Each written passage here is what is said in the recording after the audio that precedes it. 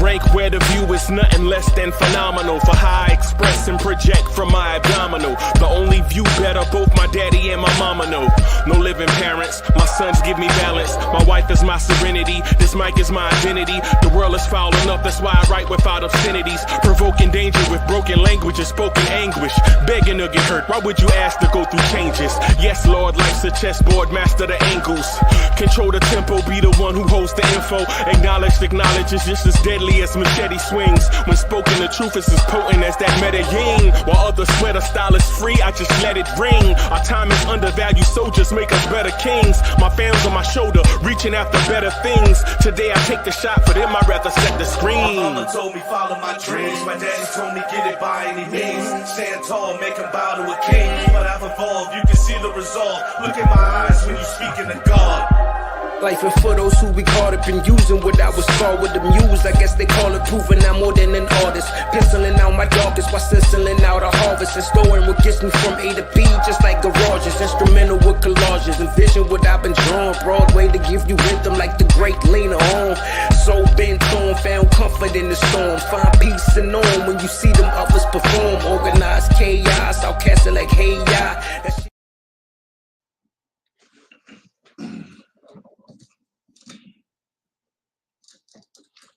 Yo, party people in the place to be. What's good? It is the #1 Chief Rocket in Knicks Universe. Main man, Uncle Freezy. What's happening? What's happening? What's happening? Y'all want this party started right. Y'all want this party started quickly. Right? Set it off. I suggest y'all set it on the left, y'all. Set it off. Let's go, baby. Let's go. All right. All right. All right. Let's go. Let's get it. Blue tears, orange tears, orange tears. That's the saying. We in the building. Right. I got a joint out here, man, that I want y'all to check out. If you are a fan of Mets baseball, I have a joint, right? I don't think it's findable yet. It's the Queens to Kings podcast. I don't see where it's on. It's hard to find on YouTube right now. I don't have any subscribers to it. I don't have any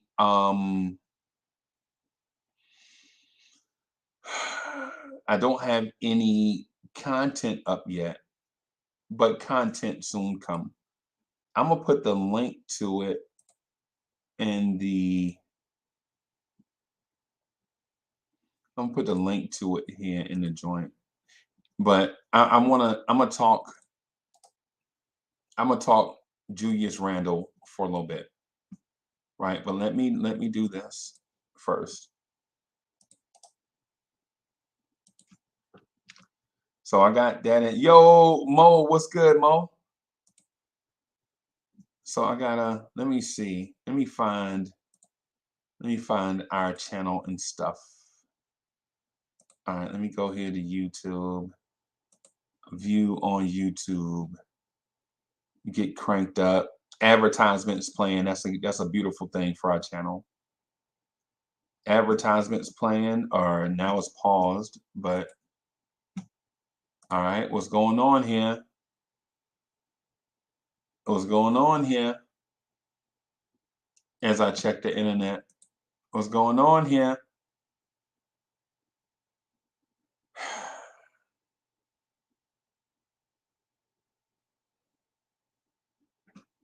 All right, what's going on? I have an issue. I have an issue going on. Let me check something here.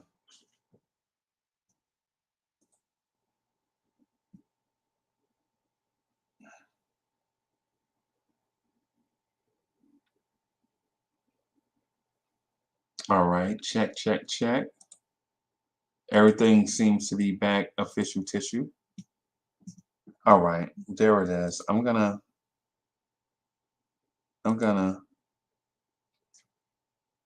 go here. Switch back here to Lawrence Tears. Y'all be patient with me. In a split second, I'm gonna rock this. I'm gonna rock the mic real quick about Randle and what okay.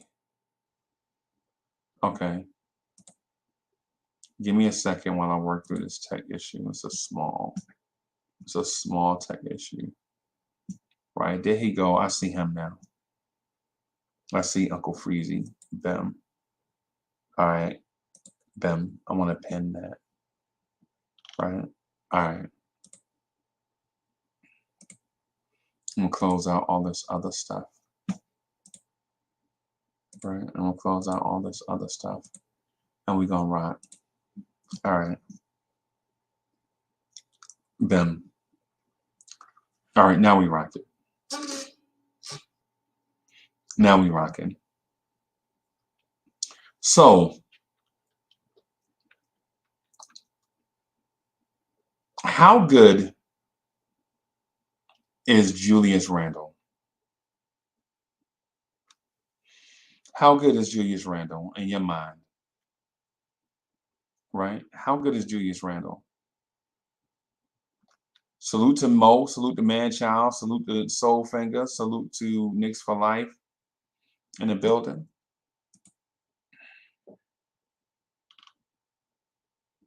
Call Mega is in the building. What's happening? I'm gonna pull up some Julius Randle stats. And I'm not gonna stat you to death because I don't believe in that. Like, I think there has to be a balance, right? I believe there has to be a balance of things, right? So I don't want to stat you to death, but what I would like to do is speak to relevance, right? Relevance. All right. Right now, in this very moment, Julius Randle is averaging the highest point per game total of his career. Also, right now, Julius Randle is averaging a higher field goal percentage than he did when he was in his most improved season. Right? Julius Randle is averaging 9.9 rebounds at the moment. Right? 9.9, that's 10. Right? I don't care what nobody. 9.9 is 10. His assist number is down. But right now, in this moment, Julius Randle is the best version of Julius Randle statistically, in my opinion, statistically that we've ever seen from Randle. Right now, Julius Randle is the best version of himself, right? Now, with that said, what does that mean? What does that mean? Because the initial question was, how good is Randle? Right? So I'm looking to measure him not only against his contemporaries, right? Canal Benlay, what's good, man? What's good, y'all? Manchild is in the building. Manchild says he's not sold yet. I don't know if I am either, but I wanted to have the conversation though. Not whether I'm a believer or not. That's not what I'm getting at, right? What I want to get to is how good is Randle right now?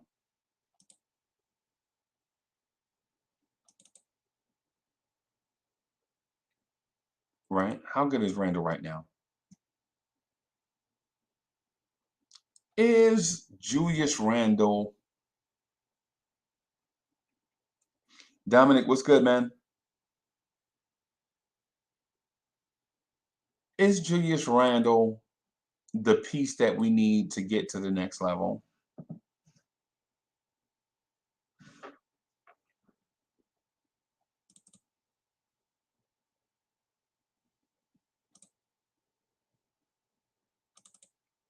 Oh, stupid Apple devices, man. I have an Apple device, bro. And I'm trying to work on something. Lee, what's good, boss? What's good, bro? How you Man, feeling? How you feeling this evening? huh? How you feeling this evening? Man, I'm good, man. I'm good. I'm good. I'm good. Yeah, man. I'm super good. I'm trying to figure out what's going on with this. Man, Apple devices, bro, just frustrate me, man. That you can't hardly transfer files and it's frustrating, man. That's why I stick with my Android, I Samsung. gotta, yeah, I got data that I wanna, this is so crazy. Do you have an Apple computer, like a Apple laptop? Nah, I don't. Nah, I ain't got that kind of bread, bro. I, I you know, feel yeah, I don't have money for Macs and stuff, bro. I gotta go get these Walmart specials. Talking about the computer, I gotta go get yeah. the cheap Walmart joints, bro. I can't. I ain't. Nah. Uh-huh. I hear you. Nah, Now the reason why man. I said that, or even an iPad, can't you transfer it to an iPad? Yeah, I gotta buy a cord to do that, and then I gotta still. Oh, yeah, yeah, yeah. Hey, Don, man, sorry to hear about your concussion, bro. Wow, I'm sorry to hear about that too, bro. Yeah, man. All right. Yeah, man. What's the I topic for tonight, bro?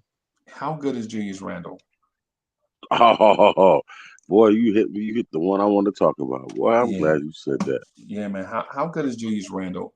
Right now, Julius Randle is averaging a career high in points per game, and his field goal percentage is higher than it was in his most improved season. He's Mm, averaging mm, the same amount of rebounds, 9.9, which is 10. mm, mm. New Jersey, Northern New Jersey public schools tell me 9.9 should be rounded up to 10. Right? All Yeah. right, all right, New all York, right. New So York too, yeah. and So and Pennsylvania. yeah, yeah, yeah, man, yeah, man. Um, it's one of them. It's one of them things where I want to assess Julius Randle next to his peers. Right who are Julius Randle's peers? Would you like me to answer that question? Yeah, yeah, Oh, yeah, you would have to say, my man in Milwaukee, right, uh, him, he's a number one with a bullet as far as power forwards. yep, Then you got AD out there in LA. right, And that's about it as far as putting up points, rebounds, and effectiveness on their team that I right, can think of the top of my head. right. You got other cats like you might throw in there, the Sabonuses, which I agree to disagree on that one, and hmm, maybe my man down in Miami, but he's sometime out of Bayou. Yeah, yeah, So as far as carrying a team by himself, right. mm, you got Giannis, and then you got well, I don't know because I don't know if they consider KD a power forward or a small Yep. forward. He is listed. ESPN.com has him listed as a power forward. Okay, then well, so you got to listen to power forward.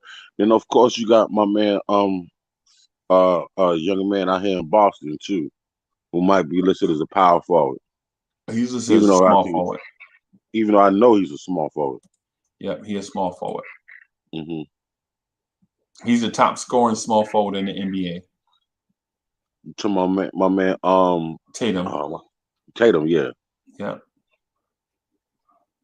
Yeah, he's a top scoring small forward in the NBA. Jeremy Grant is also listed as a small forward. Right. Interesting. Yeah, Jeremy Grant is 6'8", 210. Wow, that's all. That's how much he weighs. That's it. 210. Yeah, as a small forward. Yeah. Oh yeah, he better be the small forward. Yeah. Yeah. Yeah. He's light. He's missing something. Yeah. Yeah. Yeah. The Julius Randle thing, I want to get into a certain context, right? hmm ESPN, and this is not solely based on scoring, hmm right? The reason I'm not talking about solely based on scoring, right? But the power forwards that outscore Randle at his position all have pretty good teams. All hmm right in front of Randle is Zion. Zion Mm. averages 26. I Pascal didn't know that. Siakam averages 26 and a half. Mm. Kevin Durant, well, Toronto ain't that good, but Kevin Durant is averaging 29.6, and Giannis is averaging 32.1. Right? Now, when you look at how they get there, Pascal Siakam, Kevin Durant, Giannis Antetokounmpo all average more shots per game than Randle. hmm Right? They all average more shots per game than Randle. Right? hmm They all also average more assists than Randle. As a matter of fact, Pascal Siakam is averaging 6.7 assists per game, which is crazy. I can Right? believe it, but considering looking at the team, make the way the makeup of that team, I can see it. But yeah, Right. that is crazy, but I can see it though. Right. But Randle is fourth among power forwards in double doubles. hmm All right. So in terms of double doubles in the league, Julius Randle is fifth overall in double doubles. So just about every night, you know, he's gonna go out and get 20 and 10. Basically, what I'm getting at. Pretty much, yes, I agree. He's gonna be 20 and 10 every night. Right? hmm You know what I'm saying? So What's we're that gonna side? That sounds like a frustration side. no. Now I'm not frustrated. I'm well, it may be a frustration side, but not a frustration side about Randall. A frustration side about the topic, like Why is this frustrating? because we have to evaluate his worth Okay, to any NBA team. Like okay, I'm with you. how can a dude averaging 24 and 10 not be a number one option on a team?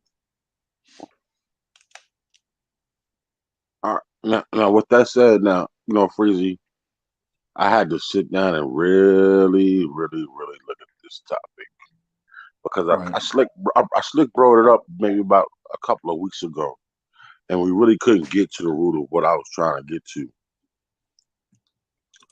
I'm looking at I look at Randall and the chat's going to chew me up, and I can care less.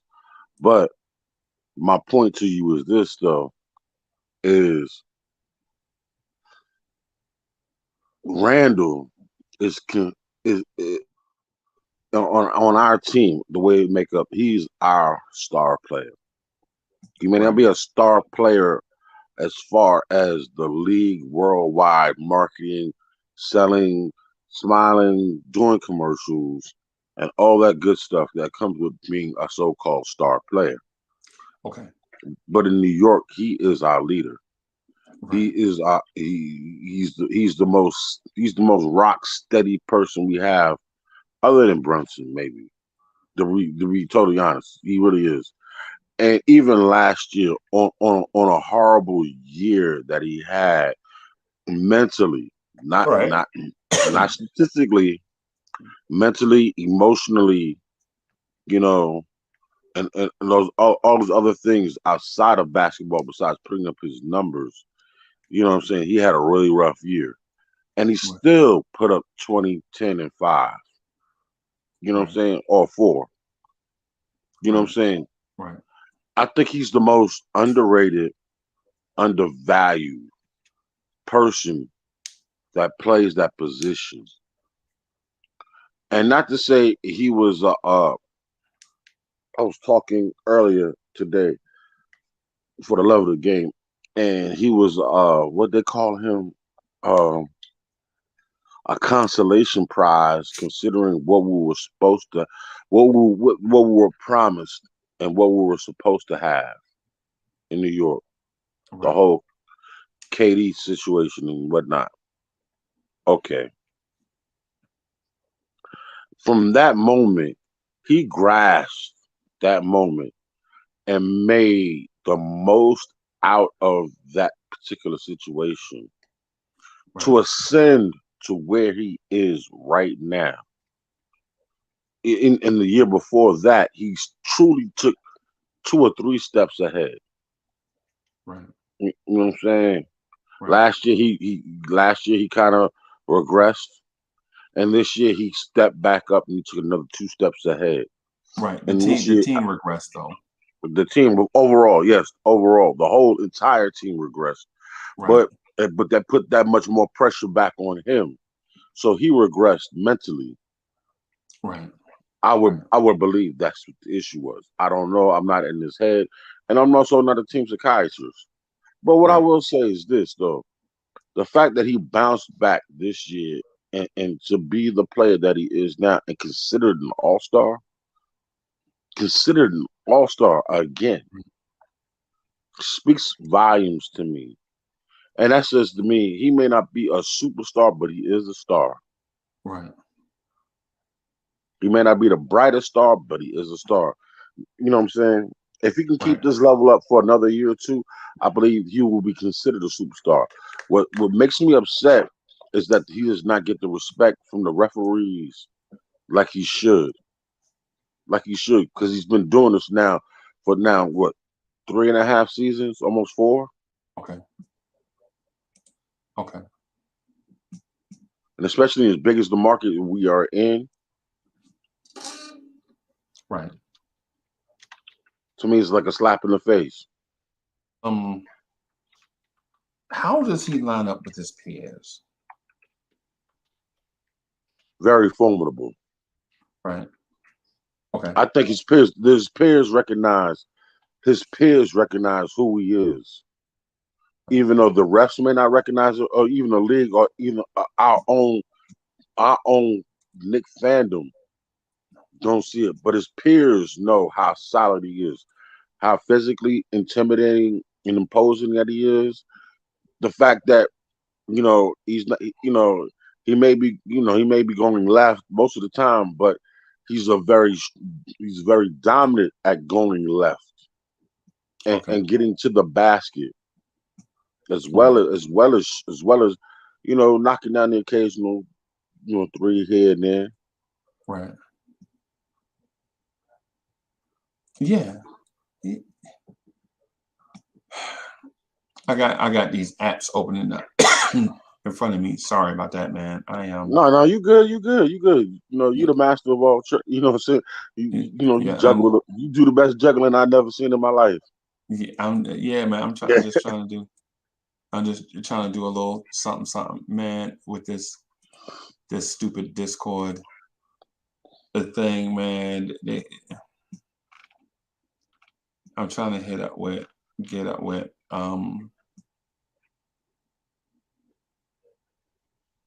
Bro, this is crazy. Mm.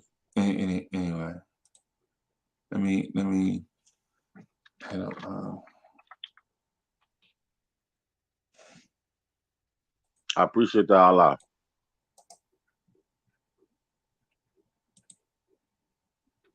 Now, with that said, though, we can't depend on the league to give him his flowers, Right. or even not even our fan base to give us his flowers. But you need to respect what that man does and has done. And I was Okay. never really a big Julius Randle fan, and I promise you this, and I'm still not to this day. You understand what I'm saying? But I respect what he does, and I love what he brings to the game. Me too. Yeah, and like I respect what he does, right? My thing is I don't know if people appreciate him. They don't. Our fan base is the most worst fan base when it comes to that young man there. They allowed that thumbs down situation take him over to the top. And the simple fact because he is our leader, they created a whole narrative to bombard him with a lot of mistakes that the front office made, our head coach made. He took the full brunt of that. Okay. He took the full brunt of that. He took, I mean, the whole blow. And I'm not Right. gonna lie to you because I was out there throwing blows at him too. Okay. I'm not gonna. I'm here to tell you that I was out there like, how could you do that? Because Right. you know what I'm saying. If you know my history, if Right. you're a leader, you lead from the front, not the rear, Right. and there's no excuses. Right. Right. But the thing about leadership though is the thing about leadership is this. Those that lead from the front did not walk to the front and take over. A group of people push you to the front. True. People push you to the front. And so the thing about it is I'll say it like this, and people may not like this analogy, but it is what it is. I'm not a politician. I don't really talk politics or whatever. Hmm. But the reason why Donald Trump was president is not because, what I'm saying, he walked out in front of people and said, "Hey, I'm the boss." He said a lot of stuff that a lot of people liked, and Hmm. those people showed up when it was time to show up, Hmm. and they showed their support. That's how he the man. That's how he was the man. Because he was a salesman. He's always been a salesman. Right. Right. He's always in this, and he knew how to sell. He could. One thing I could tell you like this is we all know we're from the same metro area as where Donald Trump is from, and at times he could sell ice cube to an Eskimo To and Eskimo. a water to a well. To water to a well. Hey Dre, what's good, bro? My Chilling, God, what's chilling. How Hey, y'all you see, doing? I How you finally, you doing, see, I Fred? finally did it right, right? Yeah, you got it. You got Yeah, it. finally, it only took forever, bro. I downloaded the stupid app, and the app is trash. Oh, the actual you're like using it from your web browser now. Yeah, Okay. yeah, man. I tried, man. That thing is, and I still don't understand how to use it. I'm in a mode where I'm thinking like Discord is too much work. You know what I'm saying? I understand there's a value component to it. I just don't understand how to capture that value component. It, You it know what I'm it saying? it takes more people being in it to Yeah. continue the conversation. But Right. as for Right. the title of this show, uh, could you further expound that question? I already Expound on that did. question. Oh, you already did it. Yeah, we've Oh, been dang, rocking for I like missed 30 it. minutes. But I nah, missed but it. we can but we can do it. I bet it took me like 30 minutes, honestly, because I was trying to use an Apple device. I'm trying to you know what I'm saying? So but here's the thing. How good is Julius Randle? Julius Randle right now, and I'll just reiterate it just you know what I'm saying. So this 2020 season, 2022-2023 season, Julius Randle is the fifth highest scoring power forward in the NBA on just 17 shots. Wow. Right? He's shooting a higher percentage right now than he shot in his most improved season. Mhm. Right? Randle is only making 34.8% of his threes. Someone in the chat wants to Right. jump in, by the way. Somebody in the chat want to jump in. Who was that want to jump in? Dominic, the Fast Speedy Wolf. Okay, all right. You know what's kind of funny, Freezy? You kind of give this. Julius Randle is the greatest Knick power forward ever. Yo, what? Hey, are you saw being you. facetious or are you being for real? I'm for real. Name one better. Yeah, I agree with you. Name a better power forward statistically. Name a better statistic. Name a power forward that ever played for this franchise that averaged 24 and 10. And was considered a power forward. That was a power forward. And people in Because the chat. like in this era, Bernard King would Melo probably be a played the power 4. forward. No, Melo played the 4, but he was not a power forward. In this era, Bernard King would be a 4 if that's No, fair. He wasn't a 4 when he played. He was a 3. Yeah, he wasn't. He was a 3 when he played. Yeah, but you know what's funny like about this franchise? We give this franchise a lot of slack about never really developing a superstar, but we kind of developed Julius Randle into being whatever is close to being a superstar. We kind of done that. Hey, what's going on, guys? Hey, man. What's up, Dom? Yeah, man. Hey. Yeah, man. I just don't know if we appreciate Randle for what he is. As a fan base, we don't. And I'll give you another example. I don't think we appreciated Carmelo for what he was. Oh, absolutely not. We did. Hell no, we didn't. And on top of that, I don't think we appreciated Patrick Ewing for what he was.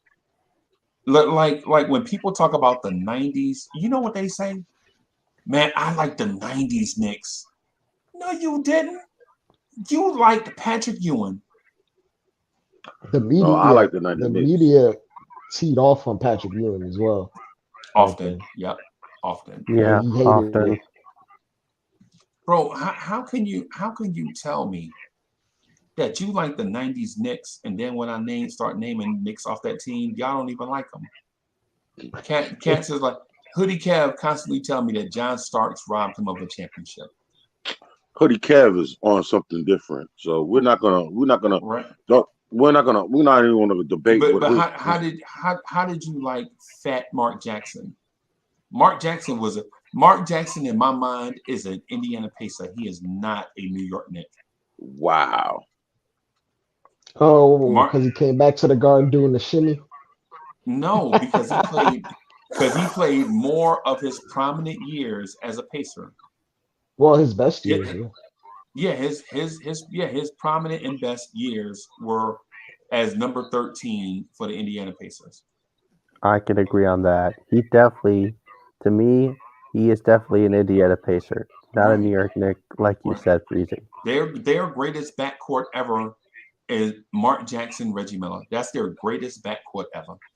And you know it's funny, Freezy? Like, I remember watching, like, I picked up basketball in the late 90s. So, like, my dad would look at Mark Jackson and be like, you know, he used to be a Knick, right? And I'm just like, so why is he killing us this bad?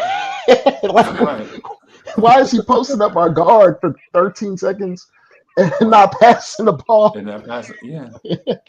With his back to the basket. Him and Charles, but they had to create the 5-second back down rule because of him and Barkley.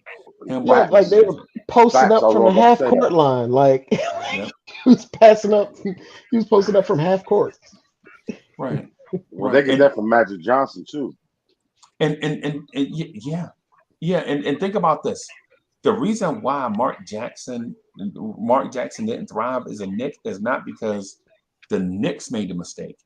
It was because Mark Jackson made mistakes.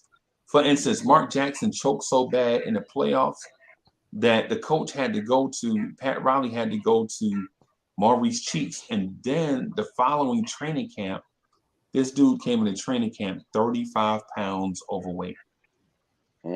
Right? So you pulled the Ray Felt on us. Yeah. Now, mind you, him and the Escalade. You remember Escalade from N1? Yeah, his brother. That's his brother. That's Mark Jackson's brother, right? May he rest in peace, man. They come big dudes.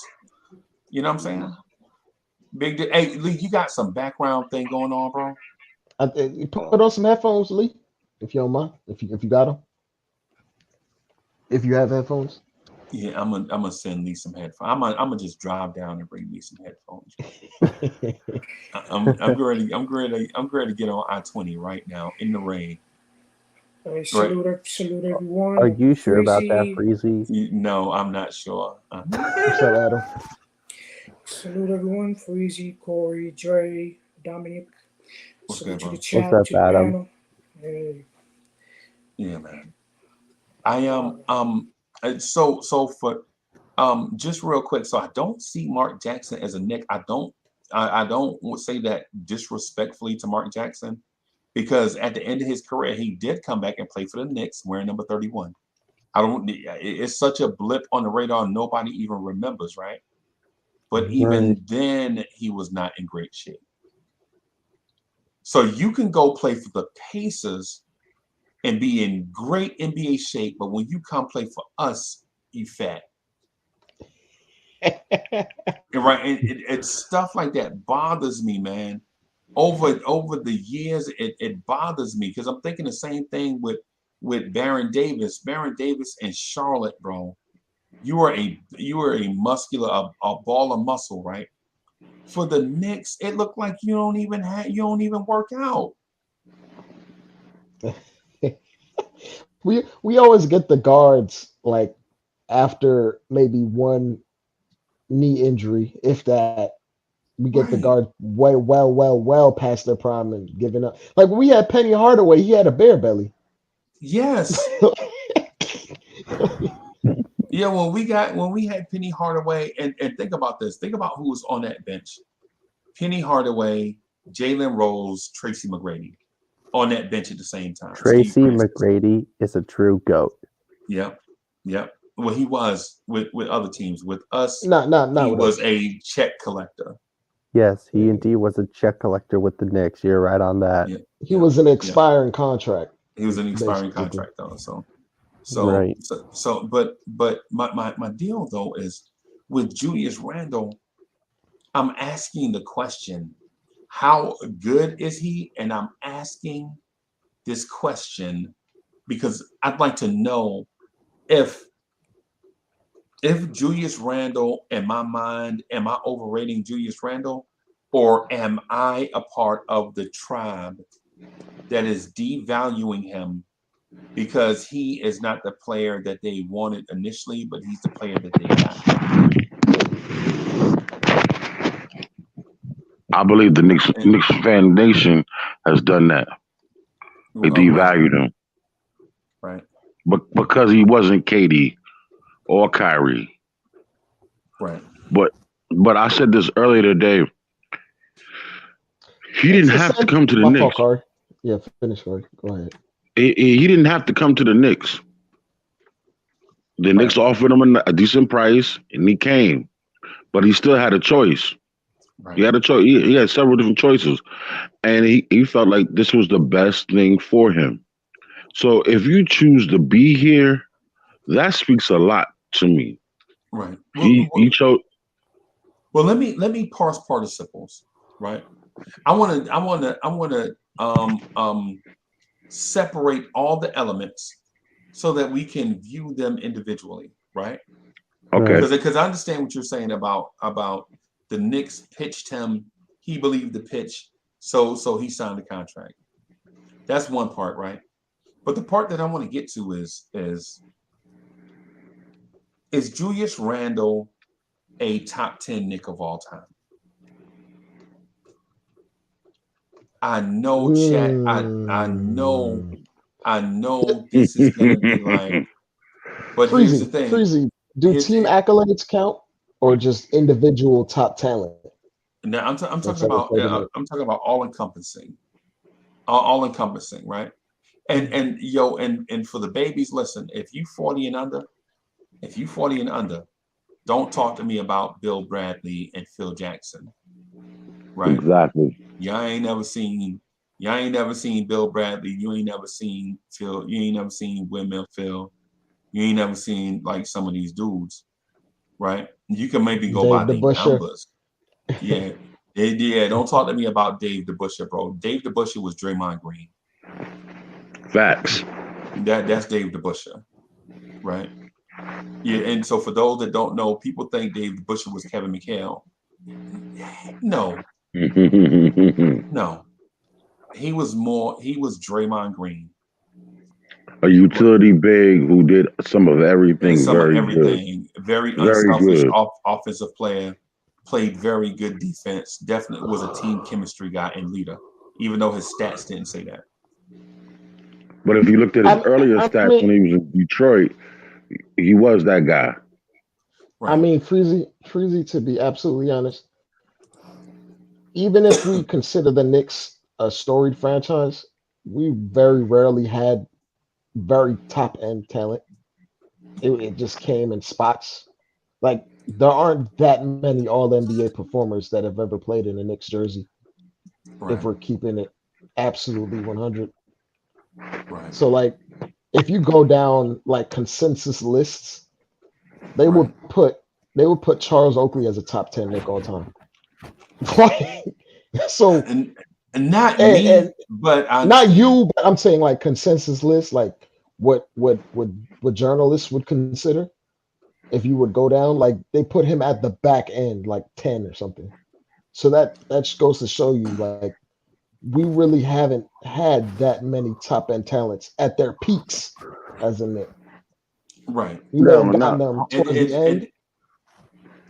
Yeah. But Dre, is that Julius Randle's fault? No, it's not Julius Randle's fault. That could actually bolster your argument that he might actually be a top 10 Knick. Well, can I just say something here, Dre? Yeah. To be honest, I feel like Randle, I feel like he's starting to lose his talent with this team. And I'm just making a fair point here. Lose the title of what? Say it again? Losing his talent with the Knicks. I'm just saying. Losing or wow, how would he lose it? Explain. Please explain that. Sorry about that. Okay. I'm just. All right. Okay. Yeah. I would say that the thing with Julius Randle, man, is this: you can't find, even with a magnifying glass or a spyglass with a telescope, you can't find a better statistical power forward in Knicks history than Julius Randle. And that's what I'm saying. Right. And so the thing about it is over all the generations, because people will say, well, the game is different now. Well, the game now is different than it was 10 years ago. And the game 10 years ago was different than it was in the early 2000s. And the early 2000s game was different than it was in the 90s. And the game in the 90s was different than it was in the 80s. And the game in the 80s was different than it was in the you feel me? So, yeah. So there are going to be different eras, and cats played it in different eras. But what I'm talking about is, statistically, is there a power forward that was better than Julius Randle? I see Zach Randolph out there.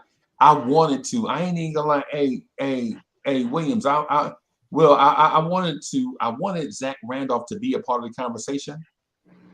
But when I thought back to Zach Randolph and his impact and how he played the game, you can't really.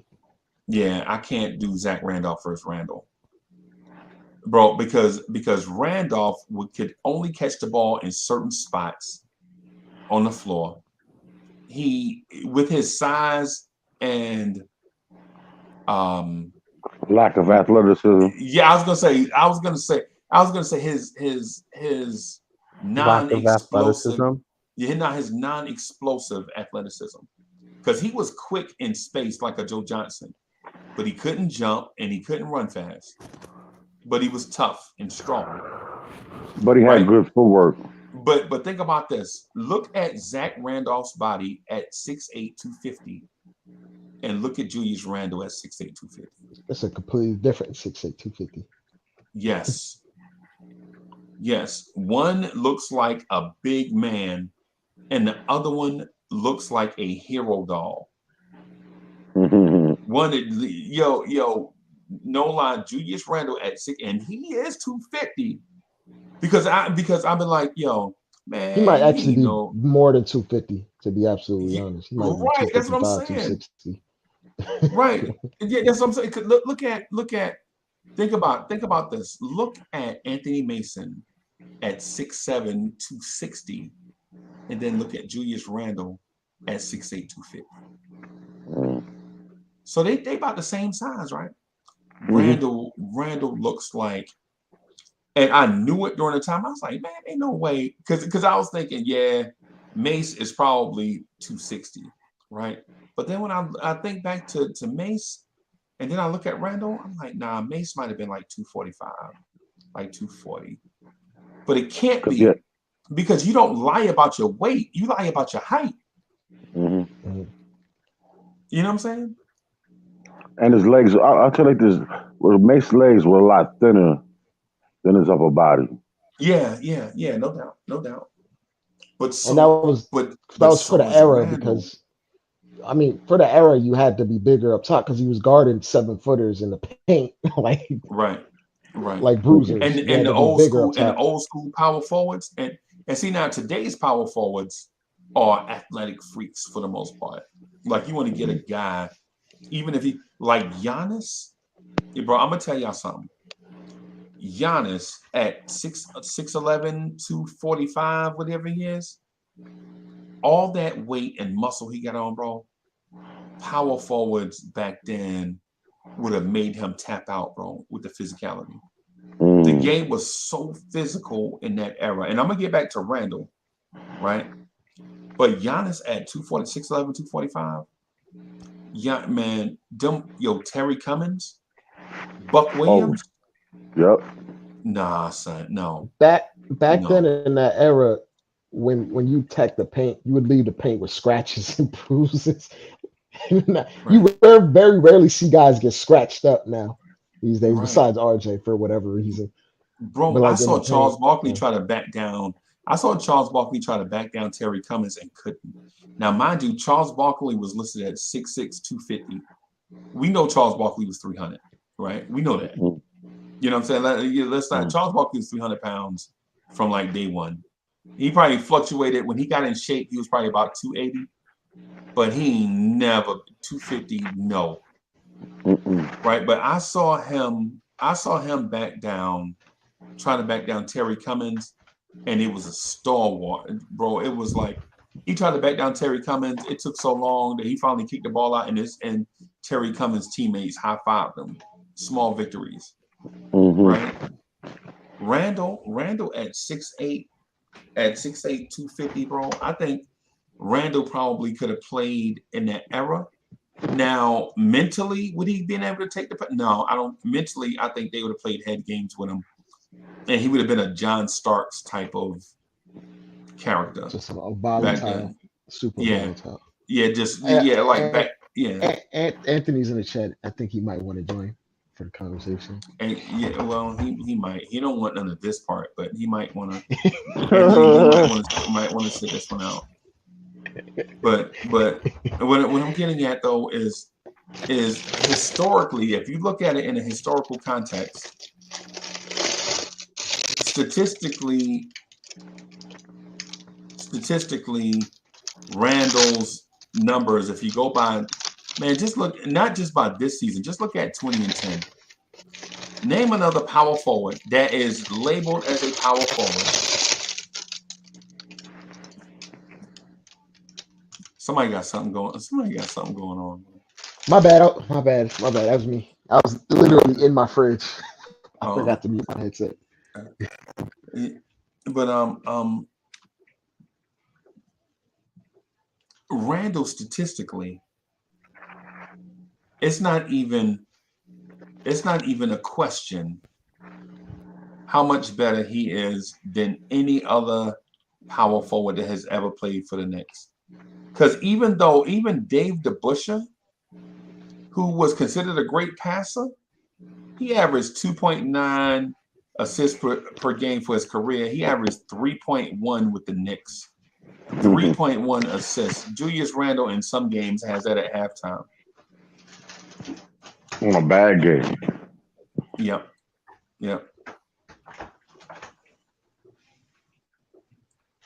Right. So what I'm getting at is this with Randle. If Randle is in consideration for the greatest power forward of all time with the Knicks, he has to be in a conversation of top 10 Knicks of all time. You made your argument is valid. It's very valid. Right. It's very valid. Dave DeBusschere, like for instance, Dave DeBusschere. I'm muting Dre because Dre doing something in the background, man. It sounds He's like smacking. Sound like he folding an aluminum foil. AD, what's good, bro? What's good, Uncle Freezy? Dave DeBusschere played 435 games with the Knicks.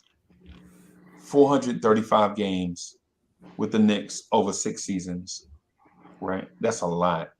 Why do you fellow panelists allow Freezy to drag you down this rabbit hole with these? Why? Okay. Why do you allow AD, this better be heat. You got to come with some heat, man. You allow Freezy to do this. So what does that mean exactly? That Julius Randle is the best power forward in Knicks history? What does it mean to you? Like what does that mean to you? I don't think you can talk about someone who's having good regular season numbers and put them in great conversation. Okay, if you want to go there. Okay? Wait. Because if you are going to talk about team accomplishments, if you're about to do the team accomplishment thing, be specific with what teams you're talking about and what other teams surrounded the star player.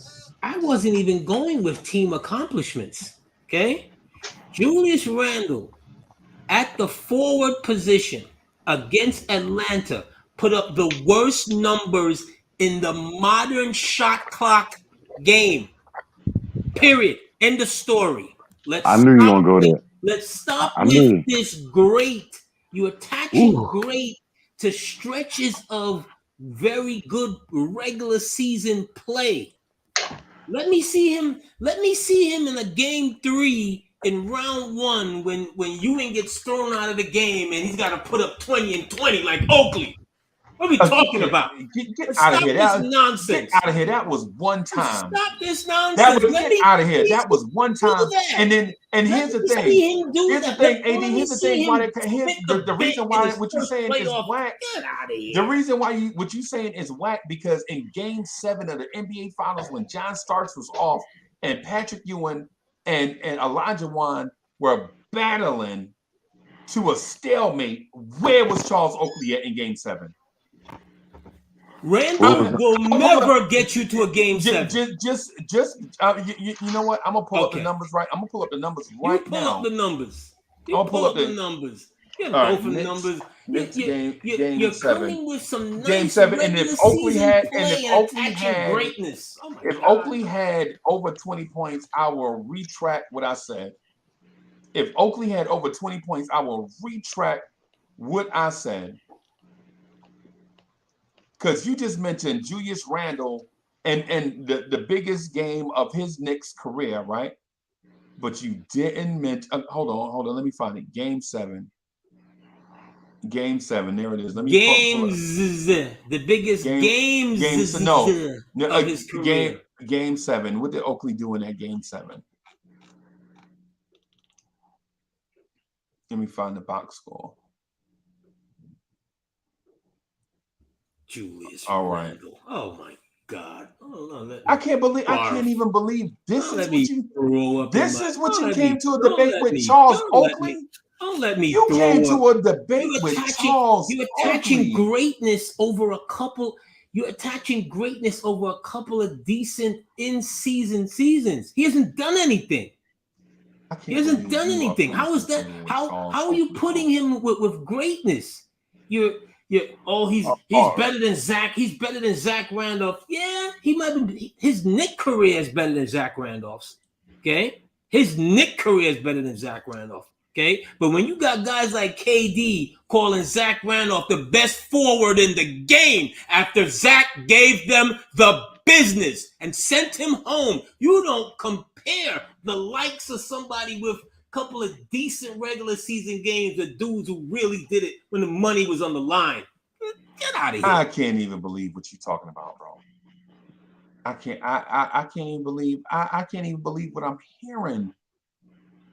I can't believe what I'm hearing. You said Charles Oakley. Okay. In game seven, when Starks was ice cold, 2 for 18, Pat Ewing was 7 for 17, shooting 41%. And it's not because Pat was trash. He was playing against Olajuwon.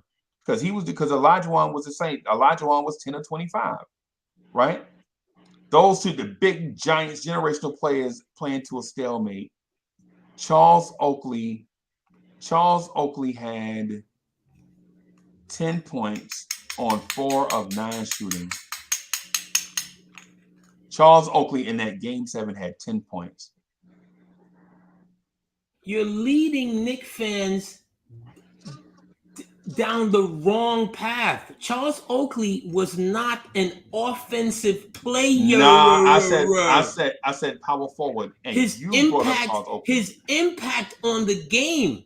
The Knicks don't get to those kind of long runs. Okay, Patrick Ewing's number one enforcer, his number one supporter is Oakley. He's not able to stand up for 15 years and 10 with Oakley in the trenches without someone that's there fit that match the physicality of the times. You cannot get Julius Randle. What has Julius Randle done to be in the greatest conversation? What of a Knick? Are you serious? Dave DeBusschere got 2 rings. Oh, wait a minute. Dave DeBusschere got 2 rings. Dave DeBusschere. Okay. Clearly, you taking stuff way out of context. And if people follow this weird, Dave DeBusschere played on the team with Earl the Pearl, Clyde Frazier, and Willis Reed. So based on what you're saying, and Bill Bradley, based on what you're saying, Jalen Brunson, R.J. Barrett, and Mitchell Robinson are as good as Willis Reed, Earl the Pearl, and Clyde Frazier. What did they win before DeBusschere got on the team? Bro, they made the Eastern Conference Finals. No. What did they win before DeBusschere got on the team? This team was good before DeBusschere got here. It's DeBusschere that pushes them over the top. And wait. Before you go over the top, you have to get there. Before you can get to the top, you have to climb your way there. And the Knicks, the AD, don't do that, bro. Don't act like Dave DeBusschere came in here and took an 8-win team to the NBA Finals because he didn't. Come on, don't do that. He didn't, but he was a piece. Don't do that. He was a missing piece. The Boston Celtics, before Dave DeBusschere, the Boston Celtics told the Knicks, y'all are going to be the team of the 70s. And then we get Dave DeBusschere, and Dave DeBusschere will help us win a championship. We were already going to be that team.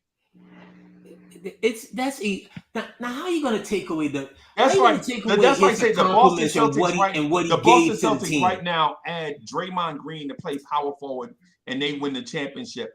And we act like Draymond Green dragged the Boston Celtics out of the lottery to the NBA. Come on, Freezy, this is madness. This kind of recognition, okay? This kind of recognition for someone that's having a nice bounce back. And we're putting him in great status. This is madness. Is madness. You cannot get away from he had the worst forward numbers in the history of the modern game. What, in a playoff series? In a playoff series. Who was his point guard? Oh God. Okay. Who was his shooting guard? All right. Okay. Because if you tell me, if you say Dave DeBusschere, Dave DeBusschere had 3 guys in the backcourt. He had 3 Hall of Famers in the backcourt with him. And you are comparing 3 Hall of Fame backcourt players to Elfrid Payton and Reggie Bullock. No, what I'm saying is his that's what play. you're doing, because you're comparing team success. His play sucked to statistics.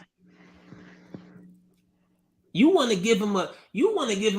I don't understand how you get here with Julius Randle. I really don't. He hasn't done anything to warrant this kind of. He is in the greatness and the. But I can't even understand how you don't get it. Because I started this by saying, statistically, Julius Randle might be the greatest power forward in Knicks history. That's where it's come from. And out of the blue, you started comparing him to Dave DeBusschere and Charles Oakley. And their team success. Right? And then you said Charles Oakley did all these things next to maybe potentially the greatest player in franchise history. Yet Julius Randle plays next to Mitchell Robinson.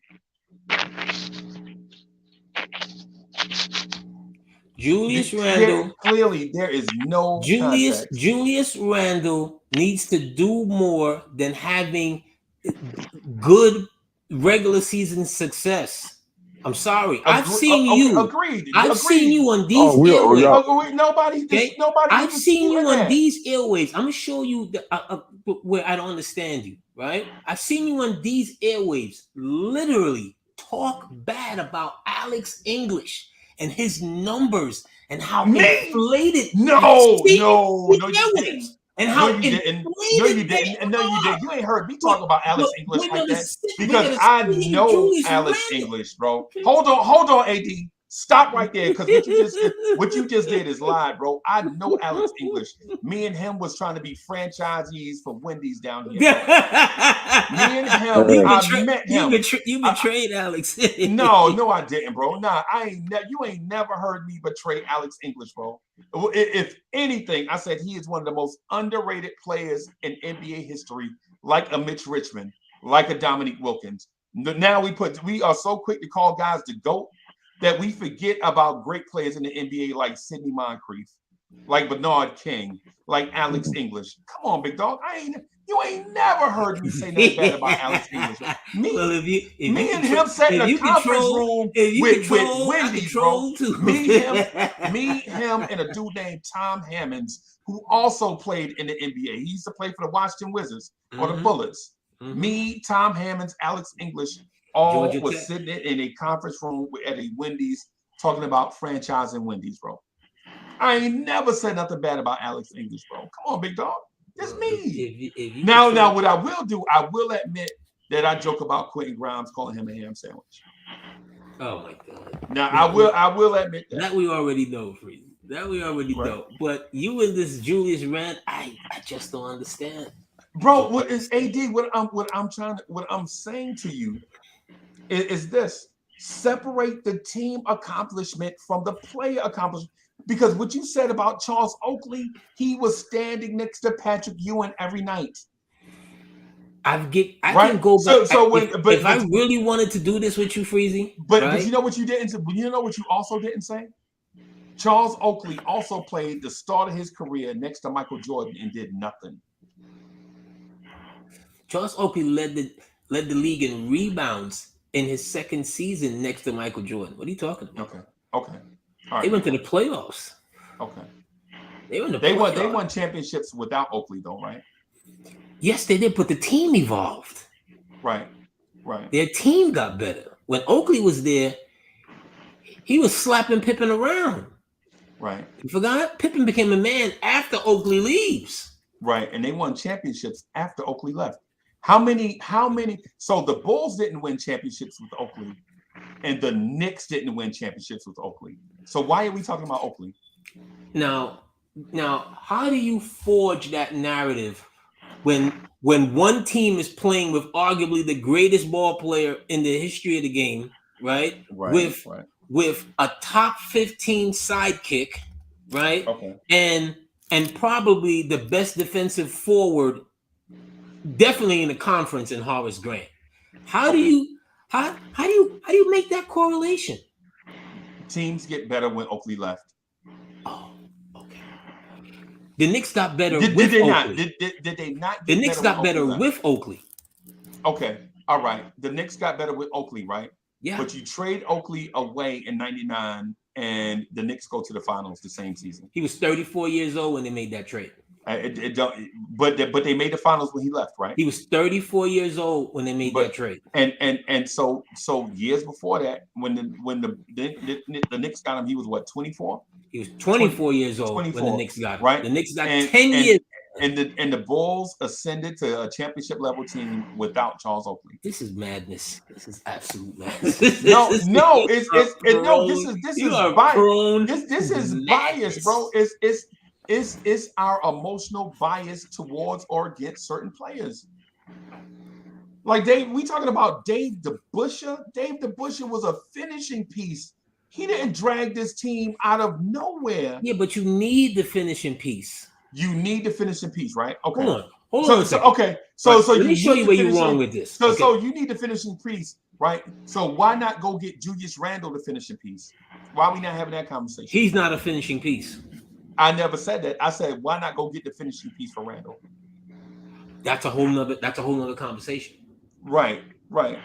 That's if you believe you've got, the puzzle already in place, and the Knicks don't have the puzzle. The whole puzzle's not here. AD, come on, bro. They may not have a piece. Can you just acknowledge that Julius Randle is a great NBA player? Great. My God. Great is that man up in Denver. Great is that man up in Milwaukee.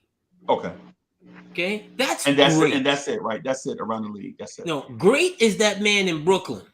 Those two guys in Brooklyn.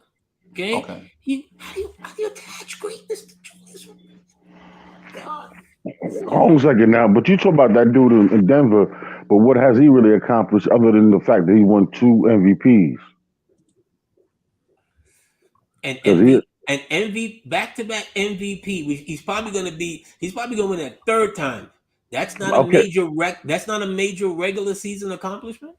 Okay, then, but still though, but has he taken his team? How far has he taken these teams in the playoffs? Now we can argue KD's won championships. We can argue, a lot of things about a lot of other players, but we can't. It's like I tell you like this.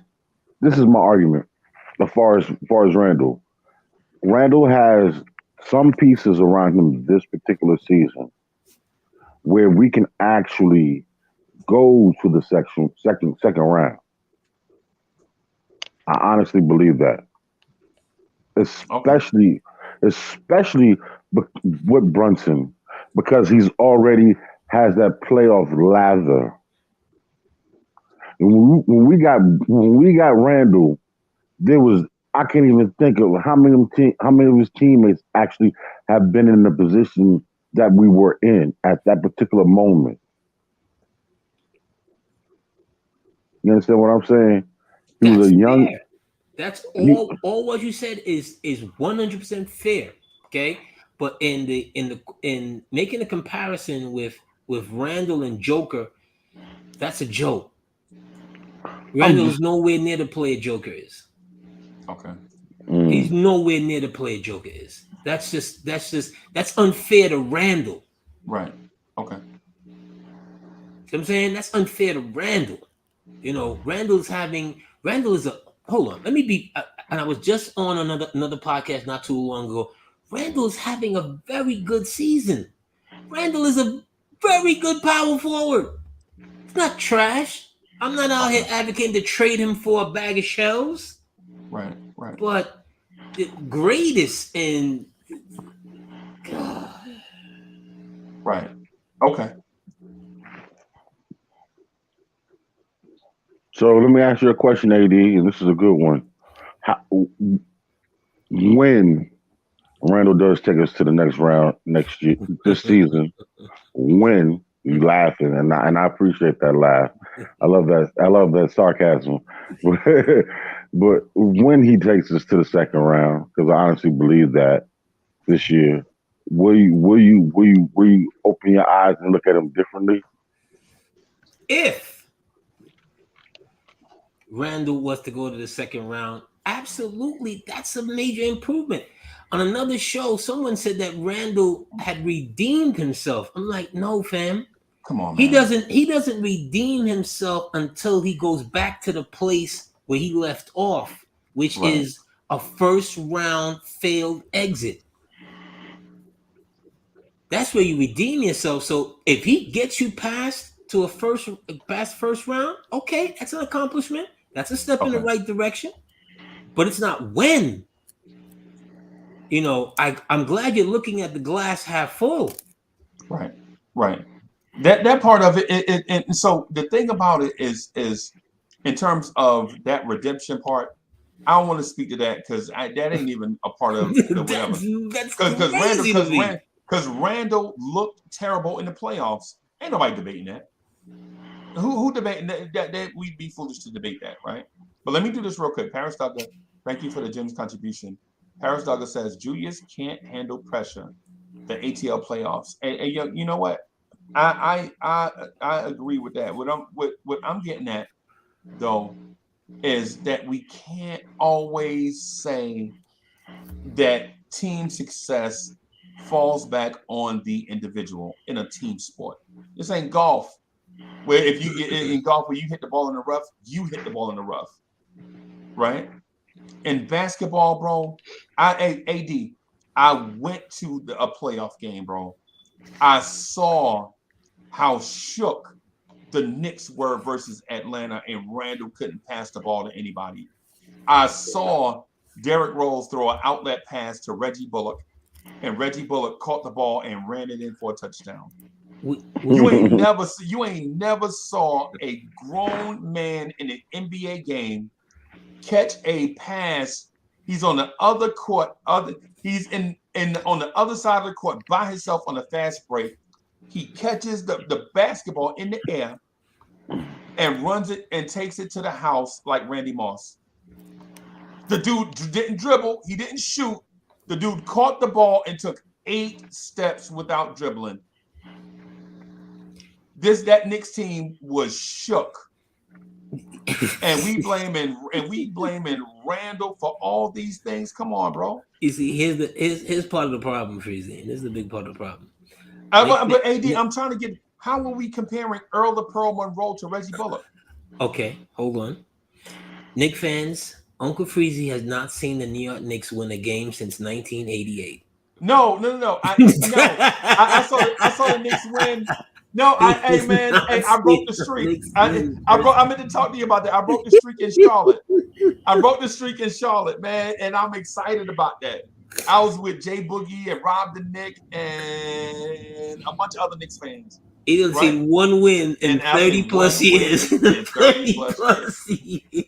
But it's better than 0 wins in 30 plus years. That right there is mush status. Right. Okay? That right there is rip up your tickets when you see Freezy coming in the building. Right. Just go home. Right there or drink a bunch of beers. Yeah, but Freezy, in all seriousness, the lights shine the brightest here. I'm sorry. That's just what it is. You're expected to play at a certain level over here because that's what we are expecting. That's what we're demanding. You understand what I mean? I'm sorry. You know, as a kid, I saw Reggie hit 3 off 3 in 3. I was just about to say, you read my mind. I was just about to say, bro, you can't compare the Yankees to the Knicks. No, you can't. But you gotta compare orange and blue to orange and blue. Yeah, but here's a man, right, who had already had all the success in the world with one of the greatest teams with the A's.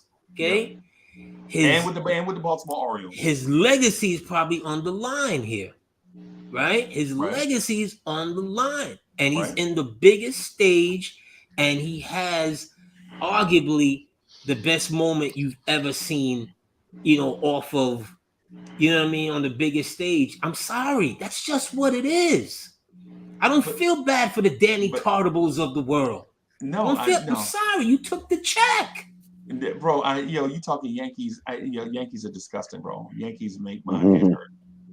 But what I want to do though, AD, is this. Would you rather I say Bobby Bonilla? Would that make you feel better? No. That's rude. No. That's rude. That man is still getting paid. Still getting paid. Till 30-year check. To 2033, he's still getting bread. But AD, listen. The thing that I think the most comparable aspect of a comparison is not Randle to Oakley, because Oakley is a side dish, right? Okay, that's what Oakley is. If Oakley tell you anything different, he's a liar.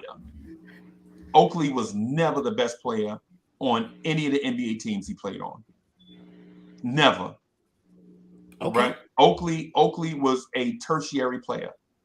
Now, if Randle is a tertiary player, you can't compare Randle in the primary role if there is no Michael Jordan or Patrick Ewing. Right? You gotta. There's a thing, man. Well, Oakley did this in the playoffs. I get it. That was one game. Everybody had like that one game, bro. Everybody had that one game where they do something. You know what I'm saying? What I'm saying is, if we continue to like bash Randle for the sake of bashing a Knicks player, instead of at least acknowledging that the kid is good. But I've acknowledged that he's good. The argument was great, Tiss. He's not the greatest power forward statistically in Knicks history. No. Who has better stats than Julius Randle at power forward? Okay. All right. Fine. You want your regular season stats? Okay, fine. Right. Okay. But there was never anything outside the lanes. I wanted to go outside of this. But what does it mean, Freezy?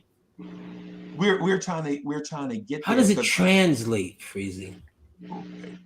Well, we're trying to build that now, but you jumped in with Charles Oakley, which was the most laughable thing that I heard all day. No, but you can laugh at it, but I can pick out moments of success with that dude when called upon was there.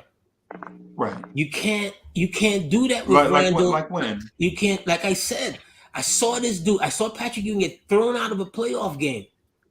Okay. Saw him get thrown out of a playoff game against the Nets. And Oakley, if I remember correctly, has 20 and 20. Right.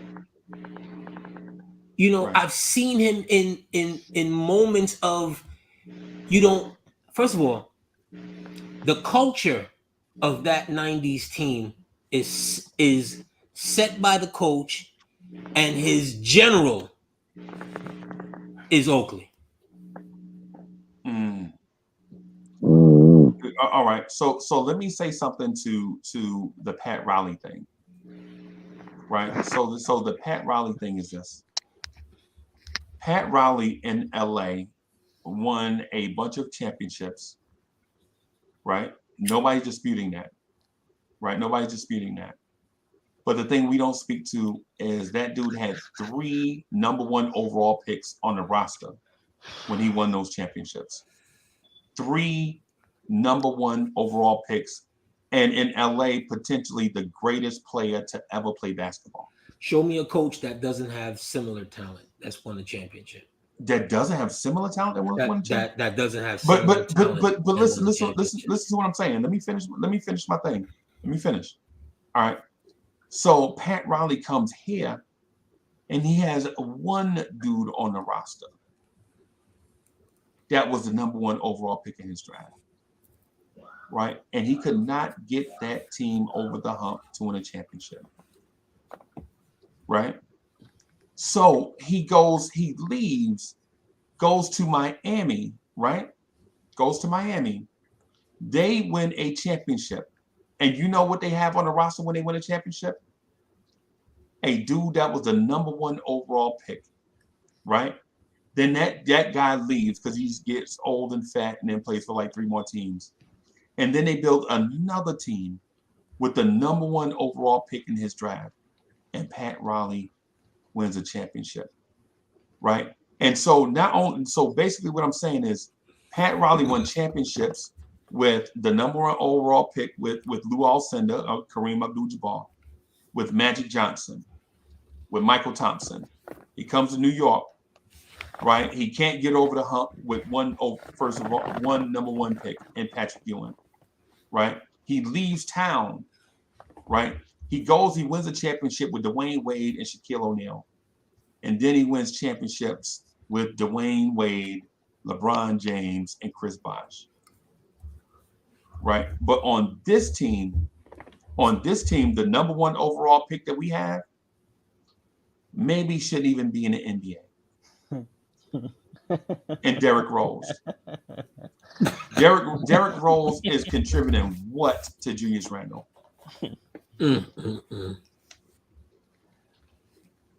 What I'm saying is before we say Randle can't do this with the team, bro, teams have to have talent. Teams have to have talent to win, bro. And generational talent at that.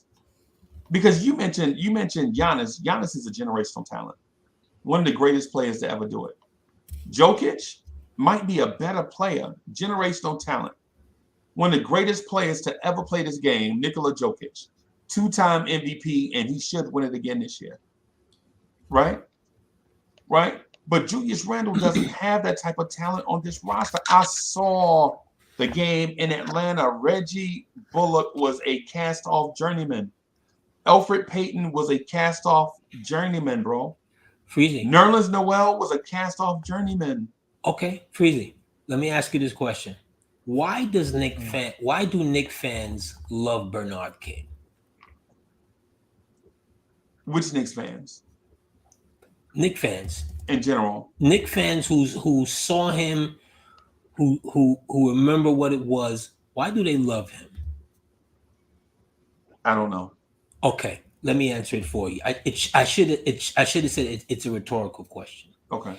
It's because he played with Ray Williams, Rory Sparrow, a broken down Chuck Robinson, Ernie Grunfeld, Trent Tucker, Darryl Walker, the late Louis Orr, once Orr. a Knick, always a Knick, right? And he dragged the eventual NBA champions to a Game 7 in the second round. Sometimes, Freezy, it's not.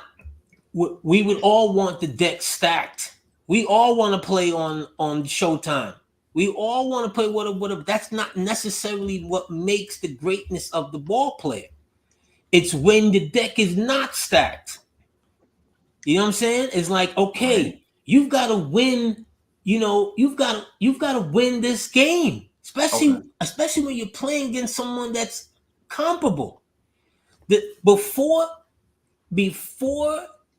Bernard, ends up losing to Boston in Game 7, he has an all-time knockdown drag out against Detroit. I was there, bro. I remember that. This is where his a young Pistons team, on the come up. They look like what the Memphis Grizzlies might look like right now. His team, look at the guys I mentioned. Look at the guys Chuck Robinson was disgusting as a Knick. Bad. Marvin, the Eraser Webster. Yes. God rest his soul. Our prize free agent in 1978. Your hero, Bill Cartwright. You never heard Bernard say, well, if they had got me this or they had got me that. No, this is the hand that I'm dealt. Right. Right. Okay, so I don't understand the point. I can't with you with this. Well, if you only had this, or if you only had that, and if you only, look at the point guards Melo had to play with before Jason Kidd got here. Okay. See now we talking. So now we're putting Randle in the realm of Carmelo Anthony and Bernard King. In comparison. They're forwards, right? Right. Yeah, they played the 3, Randle played the 4, but yes. But they're the centerpiece. He's the centerpiece. So he is the centerpiece. So why are we giving him? So he is the centerpiece, right? That's what you're acknowledging on this team. You can't look for him in the big moments to have like another Atlanta series. You just can't. Right. Can I right. say one thing, Freezy? All right. I gotta say one thing. How are you doing? I'm all right. Julius Randle has had one of the best months in the entire NBA. He may have been the best player in the NBA in December. It's the regular season. We understand what happened in the Hawks series. And your point is well taken, Freezy, that the talent around him. And it was his first playoffs, too. Let's take it. There's been many great players that have had a bad first playoffs. Can it happen again? Sure. All I know is this. He's playing the right way. It's the regular season. I get it. There's a difference between the regular season and the postseason. But we had a question. I remember people after last year saying, trade this guy right away. Why are we even waiting to trade him? When people wanted him gone even before he could get his value up. And people thought he was done after the thumbs down to the fans. So I think regardless of where you stand on Randle, you have to at least give him credit for at least fighting and coming back stronger. Because he's doing it again. He's doing it. It was the same thing 2 years ago when he was very frustrating, and then he came back and had an all NBA year. So the guy, you got to give the guy credit. There's still a lot of work to do. This is not the goal, just to win games in the regular season. But I think you have to say he's playing at the way we've wanted to see him play. Now, can he sustain it? We'll see. Right. Right. Okay. I think what AD is, I think what's being lost on AD is that over the years, the Knicks have signed a bunch of power forwards. A bunch of power forwards. AD know what I'm talking about because AD remembers Quincy AC. You love Quincy AC, bro. Quincy AC came to the Knicks and averaged he averaged 24 and 10 and 6 for the Knicks. Oh, wait a minute. That was Randle. What about Maurice Taylor? Quinn? Maurice Taylor with the belly. Yeah. Kyle O'Quinn. Well, O'Quinn. How about Henry Ellenson? I will say I did like when Quincy AC punked John Wall, though. I did appreciate that.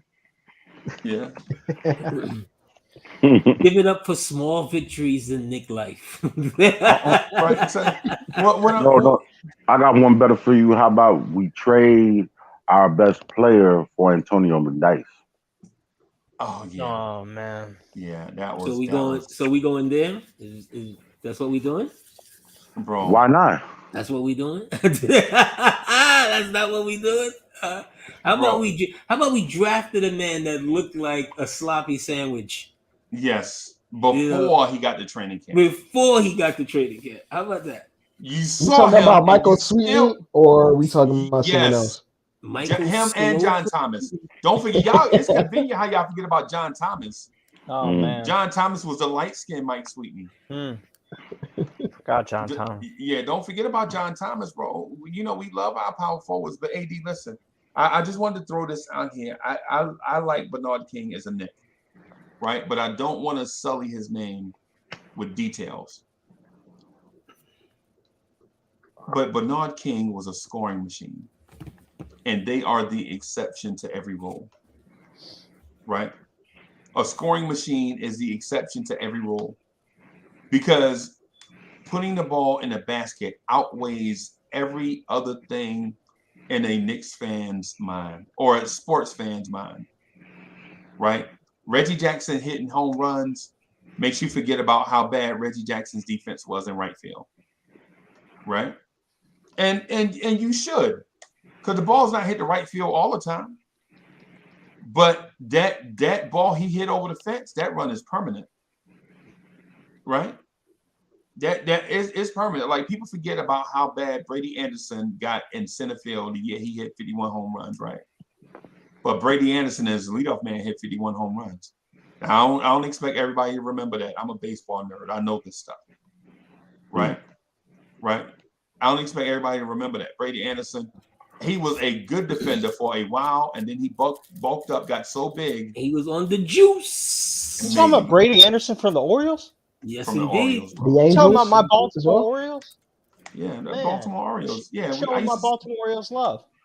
Yeah, man. I used to see the Orioles play live. I still like watching the Orioles. You know, I don't love them more than I love the Nets. The next time you're at Camden Yards, you gotta let me know. All right, I'll do that. No doubt. That's a bet.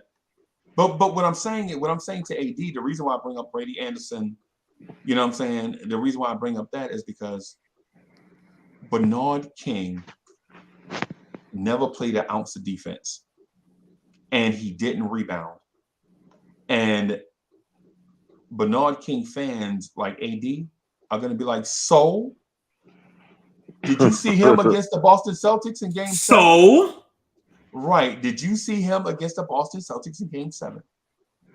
Right? And in an era when defensive ratings were in the 90s, Bernard King had a 110 defensive rating. In an era when everybody's defensive rating was in the 90s, this dude had a defensive rating of 110. And the reason why I bring that I bring that up is because we always look at Julius Randle's warts, right? And look at other people's beauty marks. And it's not fair. You're a madman. I concur. You're just a madman, Freeland. You're just a madman. It's just and so I see what Nick Yak's saying about Bernard King, bro. And I love Bernard King too. But listen, I'm not talking about dudes outside of the Knicks universe, right? I'm talking. This is in-house. This is an in-house conversation, right? And we're not bashing a guy, because even AD admitted that Julius Randle is a great NBA player. I never said great. Okay, I'm sorry then. Thank you. All right. Did you say very good? I said very good. Okay. All right. Can you win a championship with Julius Randle on your team? Yes. Can you, AD? I have no clue. See. Here's what I. Go ahead. I understand why you the concern. I understand what we saw in the playoffs, but all I'll say is this: with Jalen Brunson, if we can get one star, the right star. I don't know who that is because it's not my job. My job is not to come on. I'm not the GM, so I don't do that work for them. I'm a fan. I'm a crazy, delusional fan that comes on here. But what I do know is if Julius Randle's playing the way he's playing now, unselfish for the team, great leadership. Look how in shape he is. He's able to last the whole game. I hope he doesn't wear down. I really don't, because he's playing beautiful. But if we can get another star player here to play with that, and Jalen Brunson with his IQ on the court, we finally have a point guard. I don't know, man. I think I don't want to say we can win a title because I don't make predictions, but I'm just saying I hate to break it up if we have that one of the pieces in place. Right now, Julius Randle is a top 5 power forward in the NBA. I don't think there's any question about that. Right. You're gonna be waiting a long time for a star to come here. So how do we get the start? The question shouldn't be can Julius Randle. Maybe that is a question because some people want to get rid of Randle. But I'm just saying, can we get the right star to play to win the title soon? You have to ask Liam Rose that. Yeah. This management doesn't have a clue. And who that is. Here's the thing, AD. Here's the thing I wanted to bring up to you also. here's the thing also, right? When's the last time you seen the Knicks have two stars in their prime on the same team at the same time in a Knicks jersey? Never. Walt Frazier, Earl Monroe. But Spree, did you see that? I didn't see I think it. the No. last two I've never prime seen players it. I've never seen it. They had Spree and I was gonna say and Spree Allen in Houston. Is Spree that in is that a Houston. closest? I mean, they were both all stars, but they, as much as I love those guys, would you say they were stars? They were all stars. They were all That stars. got to the I'll finals. give you That were in Okay. that were definitely in the top 10 in their Okay. position. And we got to the finals that year. Okay, so here's the thing. They were at their position, right? What was those positions? Shooting guard.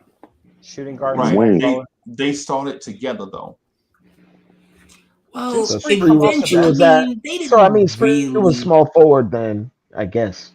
Yeah, but they didn't. I mean, you don't think of Spreewell as a small forward. It just happens Nah, to be because he's 6'5", 190. Spree was right. not He just happens to be he's a better option than what you have, and you want your best players playing. right. So Spree started at times. It's funny is in that season he actually came off the bench a lot Right. as the sixth man. They wanted to start them both in the backcourt at the same time. Right. I'm like, have you seen Spreewell's handle? No point guard. It was Dr. J-ish. His Suspect. handle was by the time he got to the Knicks that year off, like we didn't see the Spreewell that was in Golden State. No. Those first couple years, No. that raging madman that we saw parts of it, but Right. that year off did a lot took a lot out of his game. Right. Just That's a tremendous competitor.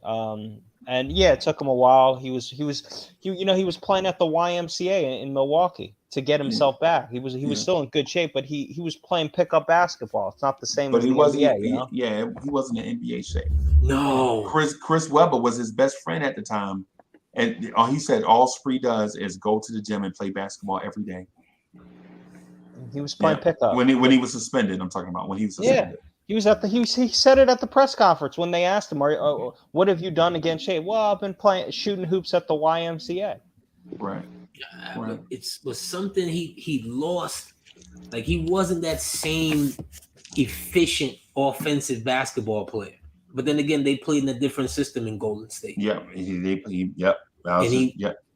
he was wide open but it was a much more up and down game for them. Yeah. He was in transition a lot more.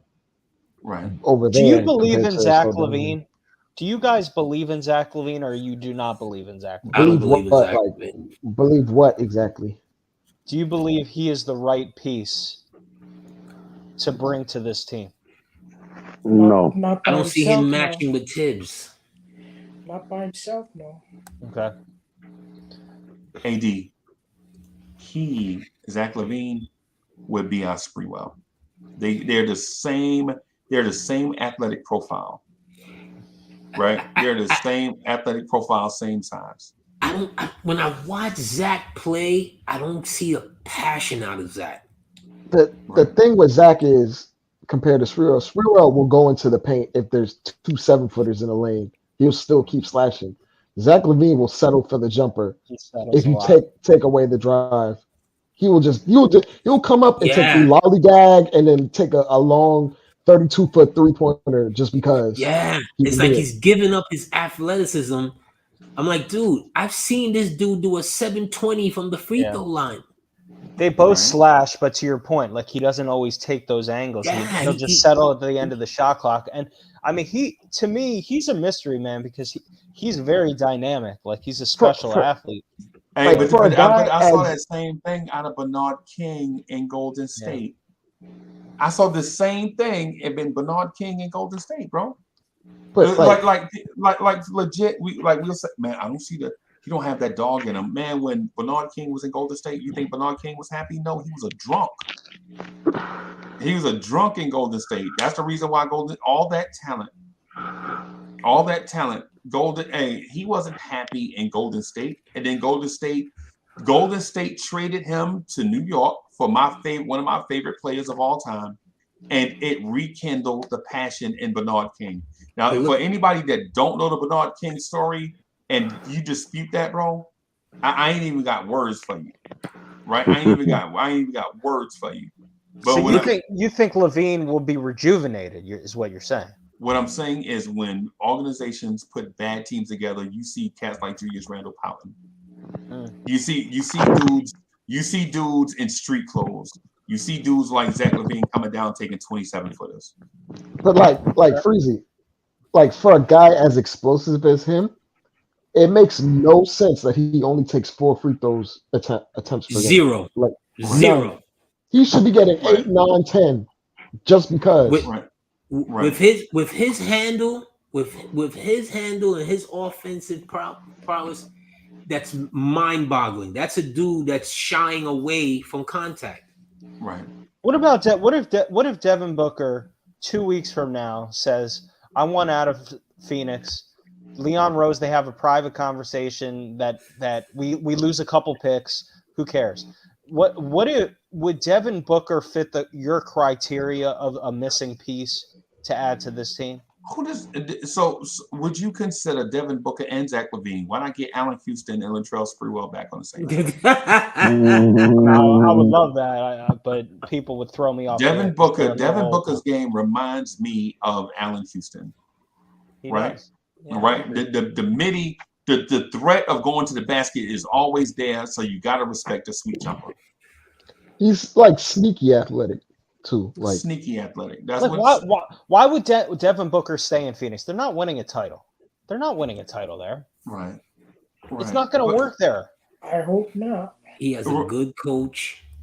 He has a good coach who lost the finals because of being stubborn, but they've shown him like they've gotten better. They've gotten better, but when you lose a series like they did after the finals, to lose to the Mavs in that series the way they did, I don't know if you can recover. I mean, maybe. I hope. I mean, I don't wish ill will on that franchise, but I don't know, man. Like, come here, man. I'll embrace. It took the Knicks 5 years to recover from losing in '94. It took them 5 years. That was a tough loss, man. That series. But in this era of the NBA, when you're not even getting the chance to recover. Like, you know how Dirk flopped in the finals? Right. There's no chance to recover. Guys just leave after 2 or 3 years. They just go. Like what? Who's to say Booker? I mean, when's he signed until? Not that matters, but didn't he sign a new deal with them? He probably has 3 or 4 more years because he's on a supermax for sure. Yeah. So like, he's not going to ask out this year, right? Okay, I get that, but like, that's what I'm saying. Even if it's not Booker, there has to be someone that fits that profile that will want to ask out. That's all I'm saying. The window over there is closing because that center's disgruntled, and you can tell like he doesn't really put his all into the game. DeAndre Ayton, right? He plays just my bad. And to your point though, Dre, is AD. You remember when Kareem was playing his first few years with the Lakers? Mm-hmm. The dude was winning the MVP, but he wasn't playing with no passion. Kareem was playing about 85% because he was bored. Yeah. You didn't see Kareem play with that passion until Magic Johnson jumped into his arms the first game of the season. And Kareem was like, yo, this cat was celebrating like he won the championship, and it's only game 1. I don't have enough energy in the tank to do this every game. Yeah, but he never stopped doing what he did well. Right. You see, and what Zach reminds me right now a little of how Vince Carter was in those latter years in Toronto. Toronto, yep. And in New Jersey. Well, not Jersey. When he first got to Jersey, he was balling. He first got to Jersey was kid. He was balling. First got to Jersey was kid. He was balling. But at like that 3rd, 4th year, he just checked out. He just checked out. He kind of checked out, and I'm like, Zach, you at a point in your career, you at a point in your career where you could be, no longer thought of as a dynamic dude, like the way you're going. So 80, who do you want? Who's the star player you want? The star player I wanted is that ship is already passed. Yep, me too. That ship is already passed. So what do we do? How do we win the title? Not with. I don't believe in this management. So, that's a whole nother. I don't believe in this management because I don't believe you can sit around. Me in my thinking, how I see sports or whatever, I see sports in being preemptive, making preemptive strikes.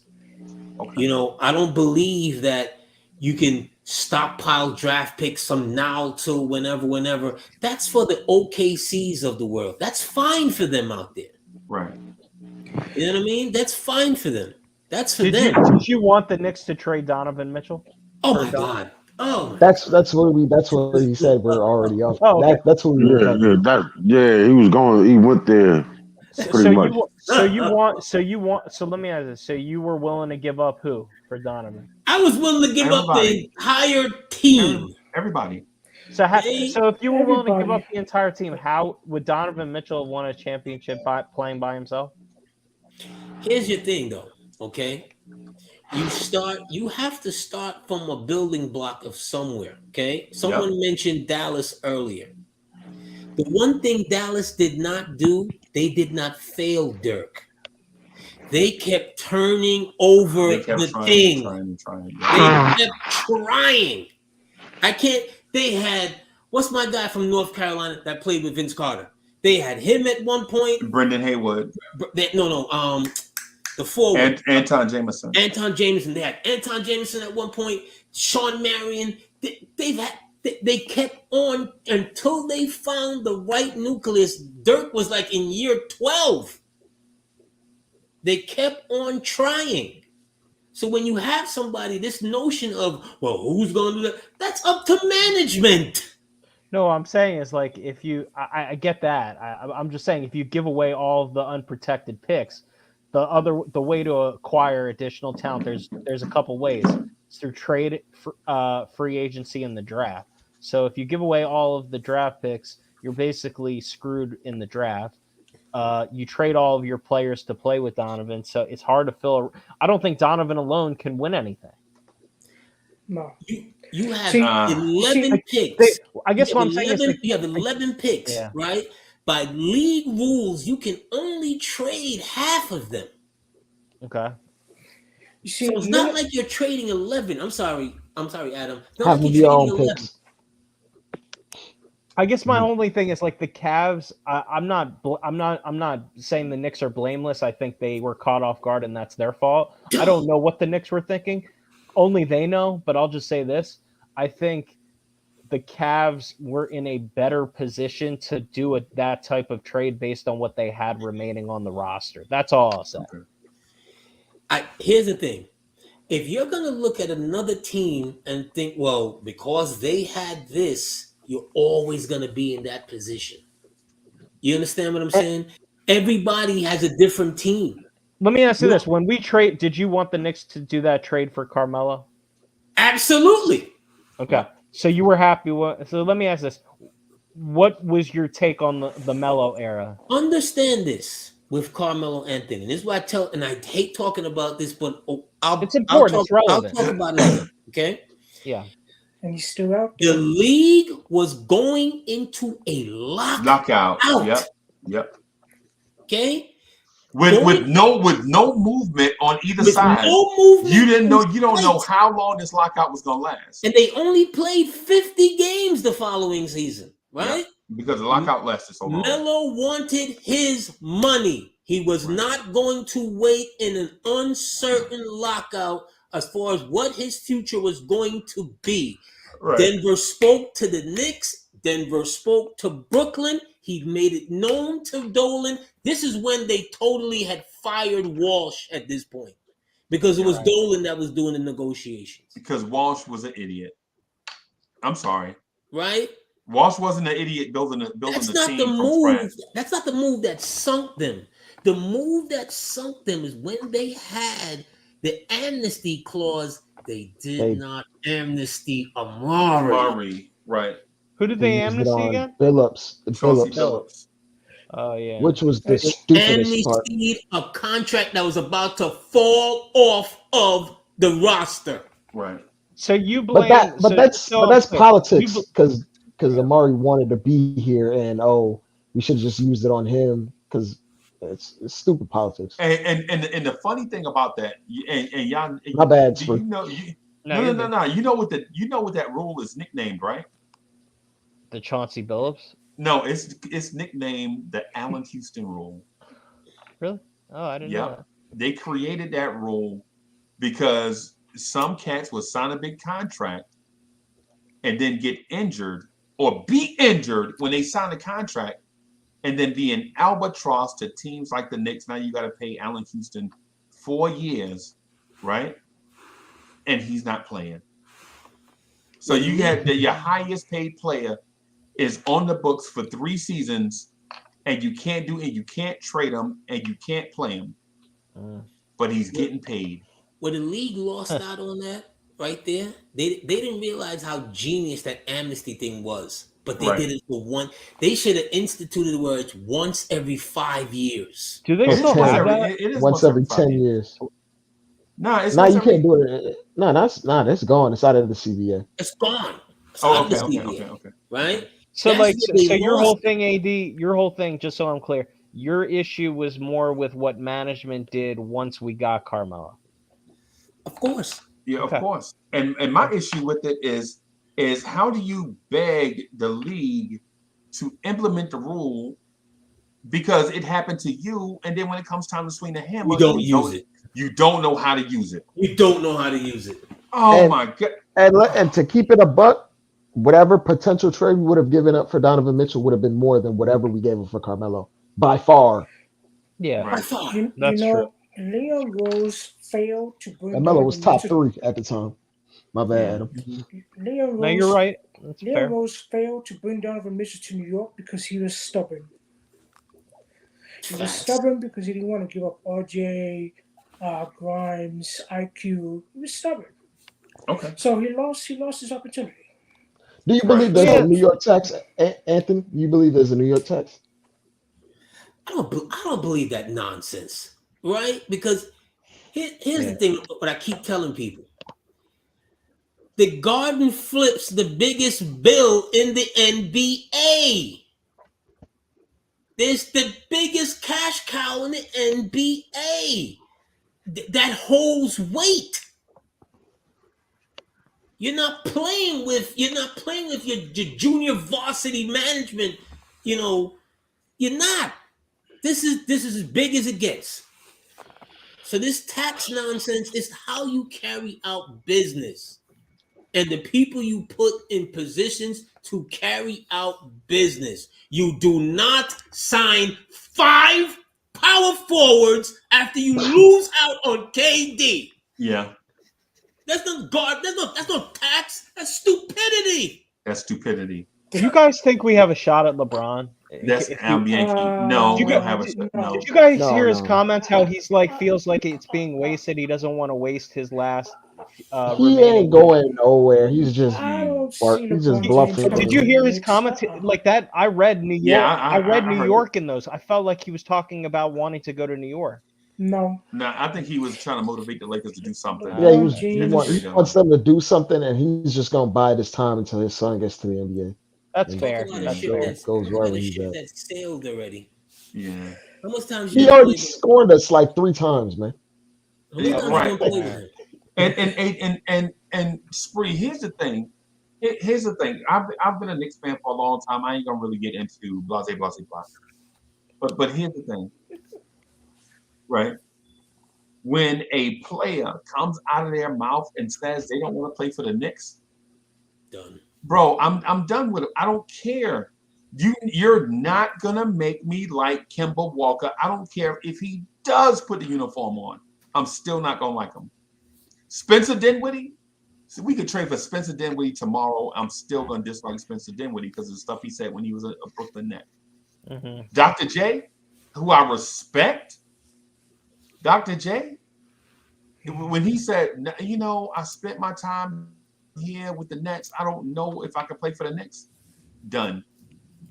I respect you, But I'm not right. Michael Jordan said in the airport, "Nah, I'll never play for the Knicks. I'm loyal to the Bulls." Anytime after that, I'm like, "Okay, nope, I'm done with you." Because here's the thing, Dre and Adam and AD, I'm more loyal to y'all as the NBA fan, as the Knicks fan base, right? Like we can rock it anything, no matter how much this roster flip. They can trade all 15 players tomorrow, and the Knicks Morning Drive intro will come on, rock just the same, and we all gonna get on the panel. Facts. Right. So when it comes to like the LeBrons of the world, bro, once he spurned us 3 times. No, I'm no thanks. And one of my weird bizarro dreams, I hope the Knicks draft Bronny and don't sign LeBron and let him retire on the Memphis Grizzlies bench as a power forward. No, What about Trae Young? Oh boy. Let me ask you this: if Nate McMillan goes, there's a lot of chaos in Atlanta. Would you be open? You said you don't like guys that say critical things about the Knicks and things like that, or it's He's never talked bad about the Knicks. What if Trae goes to New York Pizza Suprema, 2nd Avenue Deli, does a mea culpa with the fans, gives them a thumbs up, and says, "I love you guys. Let's do this." But you missed my point, though, Spree. The point I was making is not because there's a difference about talking trash to the Knicks and then turning down the Knicks as a destination. Okay. The dudes I spoke about specifically turned down the Knicks as a destination. So you would be open to Trae? Keep it a buck, Freezy. Keep it a buck. I don't. Keep it a buck, Freezy. Keep No, it a buck. I think in today's NBA, you need more of a big, versatile combo guard to win championships. In today's NBA, so I'd be more open to SGA than I would be Trae Young. But the Knicks need a star. Is Trae Young a star? Yes. Yes, he is. But you know, I'd be open to Trae. But you know, Spree, to be honest, I don't think any star wants to come play for the Knicks. That's because of AD. That's what I see. because of still the real AD. That's why they don't want to come here. I think my comments about Trae just got stayed in here. What's up, Nate? Because you can average 24 points, 24.2, 10 rebounds, 4 assists, and he's gonna say you ain't done enough. You haven't. I'm not gonna lie to you. Trae Young would look nice with Jalen Brunson. I'd like to see what that looks State is in the chat, Freezy. If he wants to jump in. I kind of like SGA though. SGA is fine with me. Grimes is a baller. Grimes is so good, man. He's playing so well. Randle, even State is giving love to Randle. Randle's doing well when State is. I saw that video. State. Randle, that's what's up, man. State loves Randle, showing Randle some praise. I like it. Let's say Trae Young comes to the Knicks. That's still not enough. The Knicks need to pick up more pieces to make this a championship team. Yeah, we understand. Yeah, we understand. We understand that part. And even if you get the stars, you got to get the right coaching organization. See, this is the type of thing that I think we leave conversations half empty, right? Because just because you put a big 3 together, don't mean you're gonna win a championship. Facts. Yep. Right?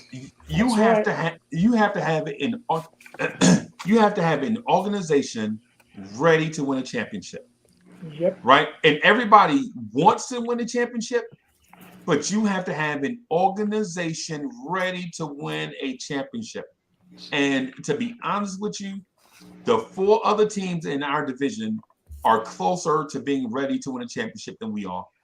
So in order for us to be ready to win a championship, we have to leapfrog at least 2 of them teams. Freezy. I'm telling you this right now on your show. I'm guaranteeing this right now. If you add SGA to this team, and SGA is your 1, Brunson is the 2nd best player, and Randle's the 3rd best player, the Knicks are coming out of the Eastern Conference in the next 5 years. I won't say that. They're coming. No, I didn't say this year. I said in the next 5 years. That's his opinion. That's his opinion, though. That's his opinion. Okay. I get it. My opinion is they're coming out of the East at least once out of the next 5 years. You add SGA to this team with Jalen Brunson as just being the 2nd best player, Julius Randle slotting in as your 3rd best player. We are coming out of the Eastern Conference one time in the next 5 years. I said that. No, I'd go to war with that. That's a I'd go to stretch war. though. I'd go to war. With You that. said that's a With the same team take. we have now. No, if you're able to get SGA with Randle and Brunson, and that's the best that you got, as a Knick fan, you really couldn't be upset with them because SGA is the truth. Okay. I think we can get out of the East at some point in the next You would 5 be years. if you couldn't get out of the East with that, you know. Remember this: if that does happen, let's pray it happens. But if it does happen, I want to refer back to the January 4th conversation 4 years from now. When we saw it. I would say this. I would say this, y'all. If you want to win, because here's the thing, and I say I want to say this to AD, but sometimes we don't get to expound on it, bro. But you know the Boston Celtics will dump their loved ones in Martha's Vineyard if it meant they would win championships. Right? The Los Angeles Lakers would trade LeBron, AD, and everybody and run with a no-man squad. The Buss family would trade LeBron and AD to the Indiana Pacers if the Buss family was guaranteed a NBA championship. Right? They would throw LeBron in the Pacific Ocean right now if they could win NBA championships. But you know what Knicks fans are saying? Man, Randle ain't good enough. Bro, what I'm saying to y'all is the teams that have numerous championships live and die about the chase for a championship. What the Knicks do is they live and die for a Carmelo Anthony type player to entertain them. That's it. And not thinking how to going back to the amnesty piece, right? Right. Remember, Chris Paul stood up in the man's wedding, toasting to a union. Yep. Pearl that upset me. Pearl had a relationship with his father. He knew the family. Yep. This was like another. It was supposed to happen. This is like another done deal that they somehow stepped it up. Yep. For at that time, Chris Paul was what, 27? Yeah, he was in his prime. He's younger than Melo and them. Younger than Melo and them. Yeah. And somehow you find a way, because to show this blind loyalty to a man that played 3/4 of a 5-year contract, 3/4 of one season of a 5-year contract. Right, and not all good basketball. For a man that self-injured himself multiple times in the playoffs. AD, would you rock? I know it's a hypo, but would you rock the next 5 years if I got you SGA with this team? Would you go fight with that team? Would you I'm be ready okay? to go to war. I'm ready to go to war with that. I'm good with that. Okay. I just want to make you happy. If he's my top guy, if he's my top guy,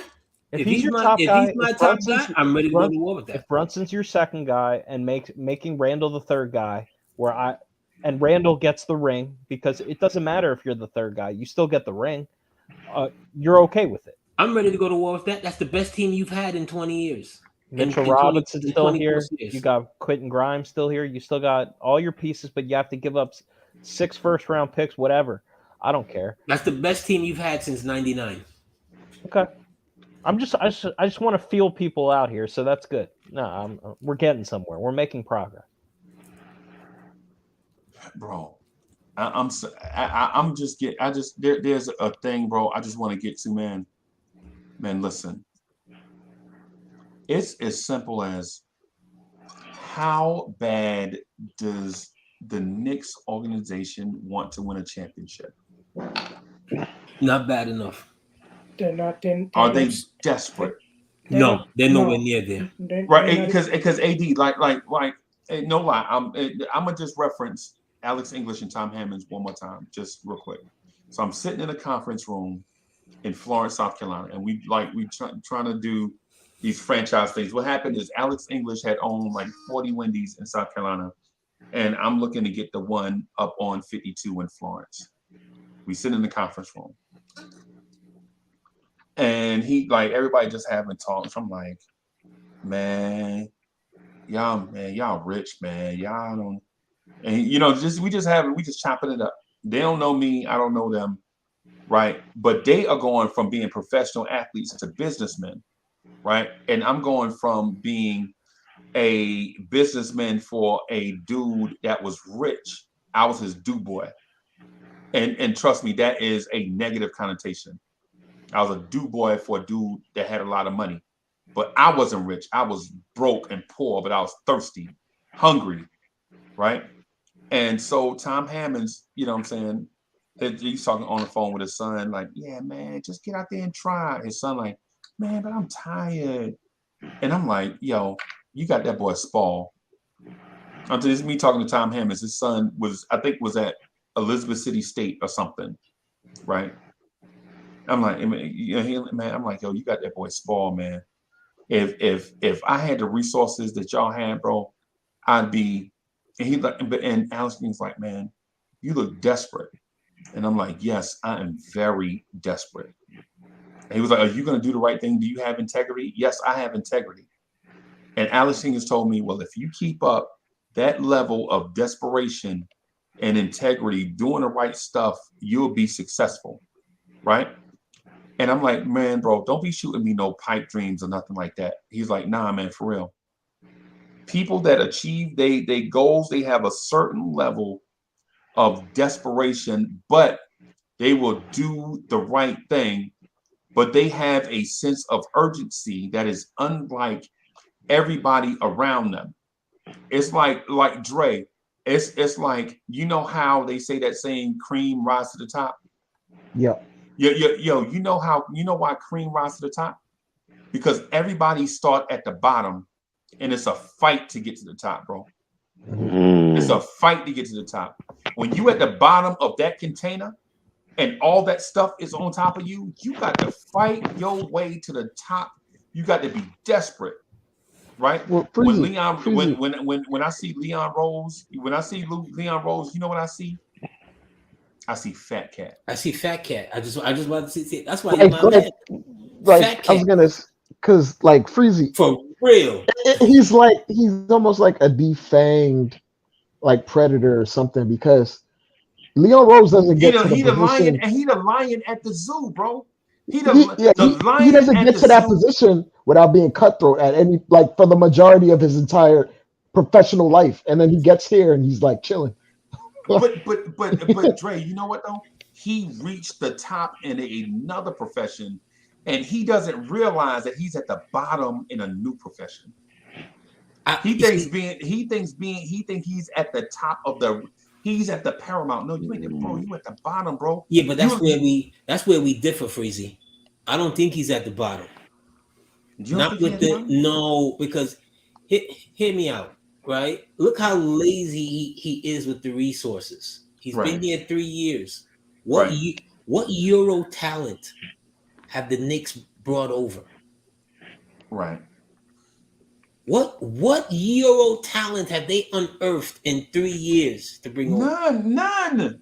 Not one. AD, and just to your point, just real quick, they signed Luka Šamanić from the San Antonio Spurs.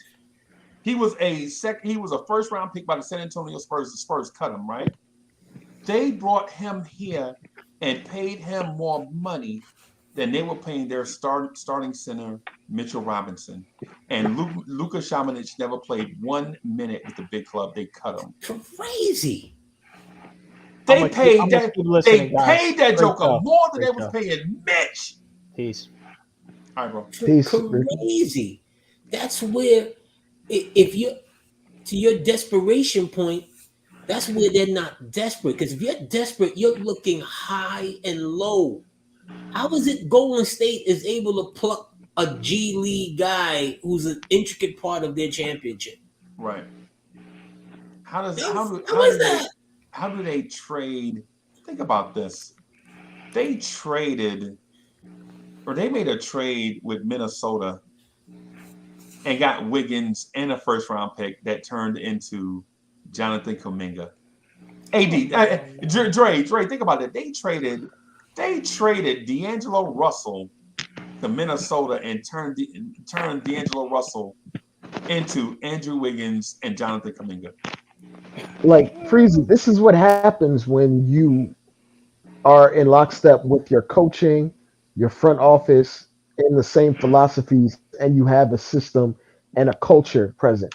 We have like Right. 3 different identities going on with between the front office, the coaching, what's on the court, the players. Like the the identity is 3 different things because we're trying to do 3 different things at the same time. Even though the Warriors are attempting to do like development and winning at the same time, but they have an identity with the means that they do it, and we Yep, don't. and let me apologize too. When I say Du Bois, I was frustrated, man, because I was a low man on a totem pole, and I wasn't going nowhere. I was making like $24,000 a year and I would put in so many hours, and so I apologize if anybody offended by me saying the word Du Bois on the internet. No. But bro, I was making $24,000 and had 3 babies at home, and I was driving a Ford Taurus with a broken motor mount, right? What year Taurus? Huh? It What was year a Taurus? 19. It was like one of the first ones that came out. You out here looking like Beretta? Yes, yes. AD, we was so broke, bro. We were so broke that my mom had to give me money for gas. She like, yo, I'm only giving you this money because them babies need their daddy to go to work. That's how broke I was. When I'm talking about when I met Alex English in that conference room with them, I had did my business plan. I had did all my stuff to try to be a franchisee. And fortunately, it didn't work out because it was some stuff that I would have to do that. But anyway, my point is if you're desperate to do something and you have integrity, you'll be successful. There's a hunger. I don't care about the integrity, Freezy. Why? Hey, does Bill Belichick and the Patriots have integrity? When they Lakers won don't their have no championship? integrity. Lakers have no integrity. Lakers had no integrity. Right. The Celtics had no integrity. Right. Liam Rose is not desperate. You know why? You know who Liam Rose reminds me of? James Dolan, not making any moves. James Dolan will push the button though. Leon Rose, we don't know that yet. When James to Dolan like, was taking over office, he didn't make any moves. But what I'm saying is y'all don't find it ironic that the Celtics, for the most part, in y'all lifetime, for the most part, have always been contenders. And if they're not contenders, they're building towards contention. No, I don't. Like you see their plan. They had a dude that would sit out there in the beginning of the 4th quarter. This is how truculent this man was, and light up a cigar indoors. Okay, I'm sure there's fire things all over the place. Right? He's lighting up a cigar before the game is even in hand.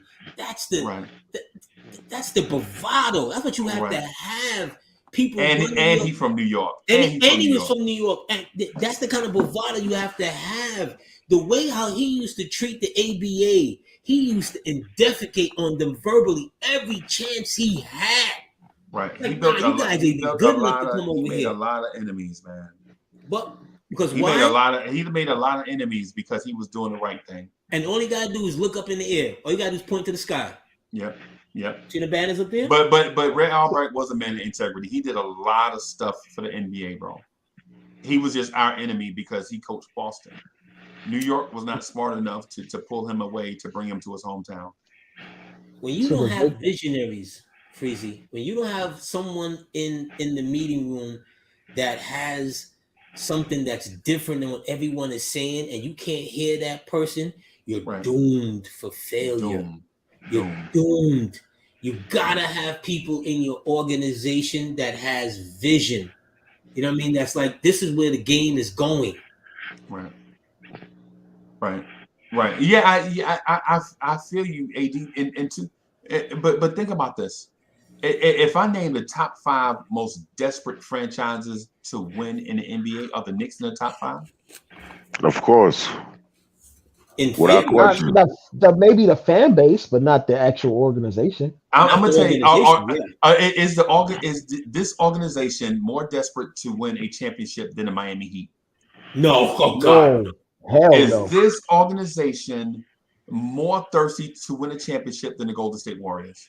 hell no, No. Is Mm-mm. this organization more thirsty to win a chip than the Boston Celtics? no. Is this organization more thirsty to win a championship than the LA Lakers? No. Of course not. Of course not. And you know what? The banners tell it all. The banners tell it all. To the victor goes the spoils. The winner always We dictates the history anyway. right. So, so you say they have no integrity, they'll just point to the banners and read it and weep. right because if the Knicks were thirsty to win a championship, you know what they would do? They'd be talking to Minnesota like right now. They'd be like, "Hey, I'll give you RJ and Randall for Anthony Edwards." Right? They'd be talking to Oklahoma City right now, like, "Man, we know y'all getting Vic Dub. We know y'all gonna get Scoop. You know what I'm saying? You might as well give us SGA for this Donovan Mitchell package." Right? You know what I'm saying? If the Knicks were thirsty, bro, if the Knicks were hungry like the Celtics, they wouldn't be like, "Yeah, I'm gonna wait on Grimes for 3 years to turn into Jaylen Brown." Because I believe in 3 years, Quentin Grimes is gonna be a great player, right? In about 3 years. But these teams, they're not talking about waiting 3 years, bro. They want to win this season. What are we waiting on? You think Miami not trying to turn that roster over from them dudes that ain't doing nothing? Bro, It's about the, having. the, It's the about Bucks staying the course. the Bucks Look at have the oldest roster in the NBA because they're so desperate to win. to win. to win. To win. Look at And if I ask and Dre, if I ask you, would you rather win with an old team or would you rather win with a young team? What would you say? I would just want to win. I just want a W. Bim, It don't. exactly. I don't care if the whole squad 40 years old. Like I don't care if the team breaks apart literally the next year. If I get one, Right. I'm care good less. for another 20 years. I'm good Right. for 20 years. years, man. Right. 20, 30 years at least. AD, that's the point that I be. That's the And they're when I not have there. when I have like these random conversations, bro. Ultimately, I be trying to get to this place where everybody has got the Knicks fan base. The Knicks fan base, all of us, right, have to get to a certain level of championship, a bust that it permeates the arena when we go in there. I don't listen, man. We're not there. I don't care about Jalen Brunson press conference. We're not there, Freezy, I because know that. you sit and you talk with people that will talk about Luka in 2-3 years. This one in 2-3 years. I'm like, how could you project that in your thought? Right. Like The seriously, same way we were trying to project LeBron in the NBA draft 2 years before he got here, or try to project LeBron coming to us a free agency in 2010, or try to project it in 2018. Like, but here's the thing, though. Here's the one thing with LeBron.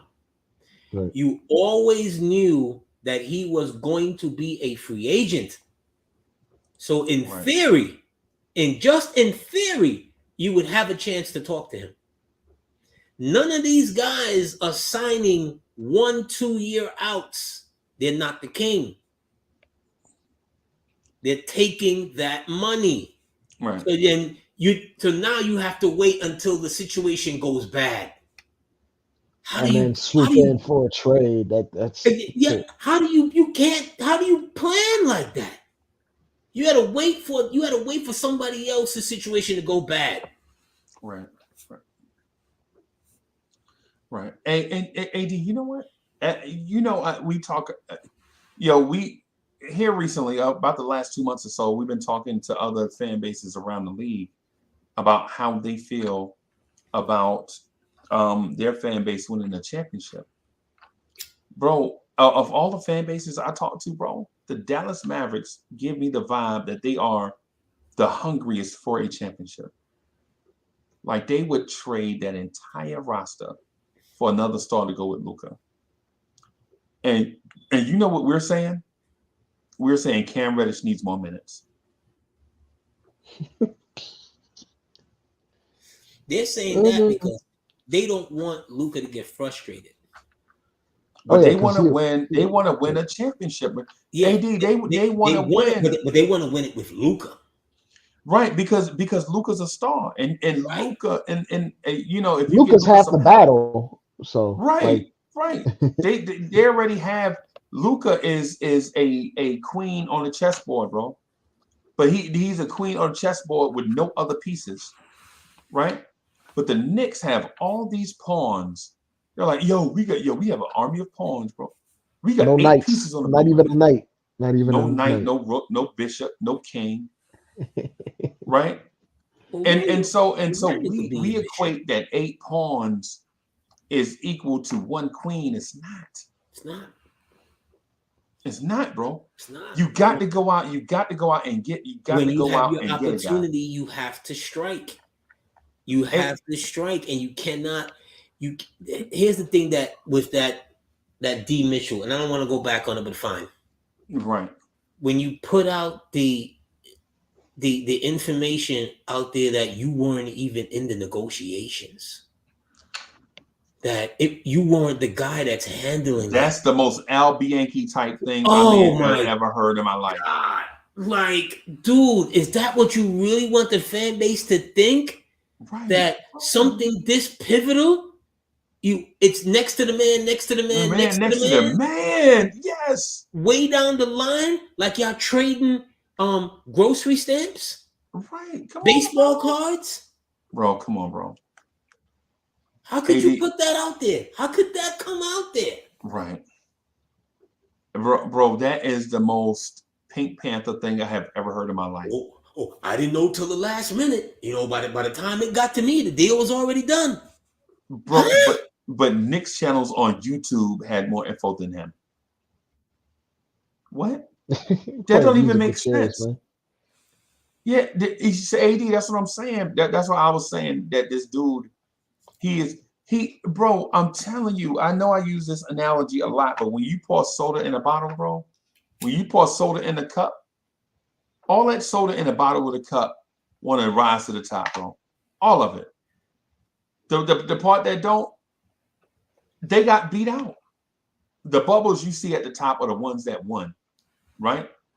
The Knicks are the soda at the bottom of the glass. Right? The Celtics, the Lakers, the Heat, Golden State, San Antonio.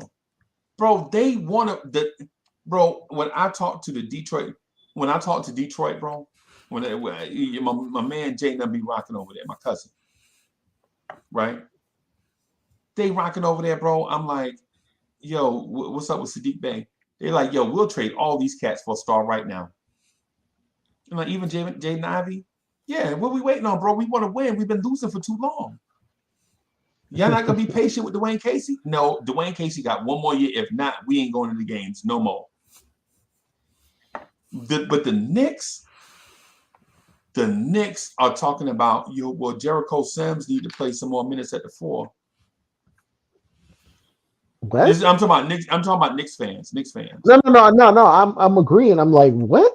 Like, these are the kind of type conversations that we have.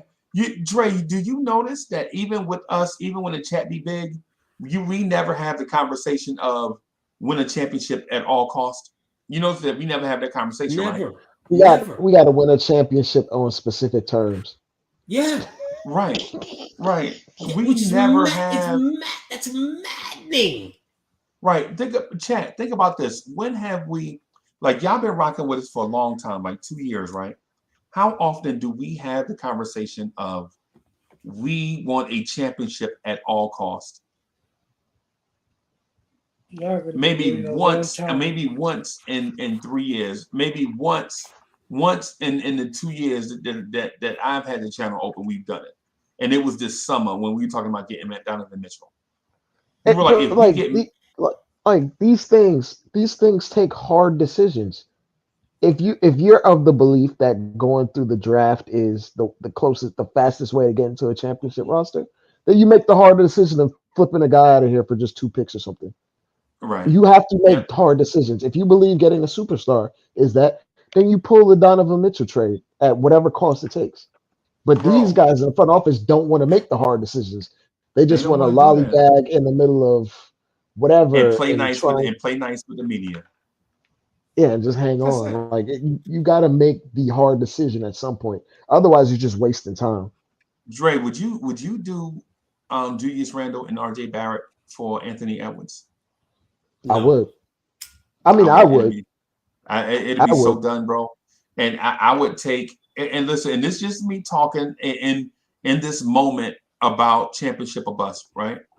So I'm not saying, scrap the plans and do all of that. What I'm saying is, in this moment, while we talking about if there is a championship or bust move, yes, I'm trading for Anthony Edwards, and yes, I'm trying to give up the bag thing for SGA, right? And then yes, I'm trying to give Portland something for Jerry and Grant, right? Because at that point, you don't need another number one option. You got a number Hold one on. option. One thing, Freezy.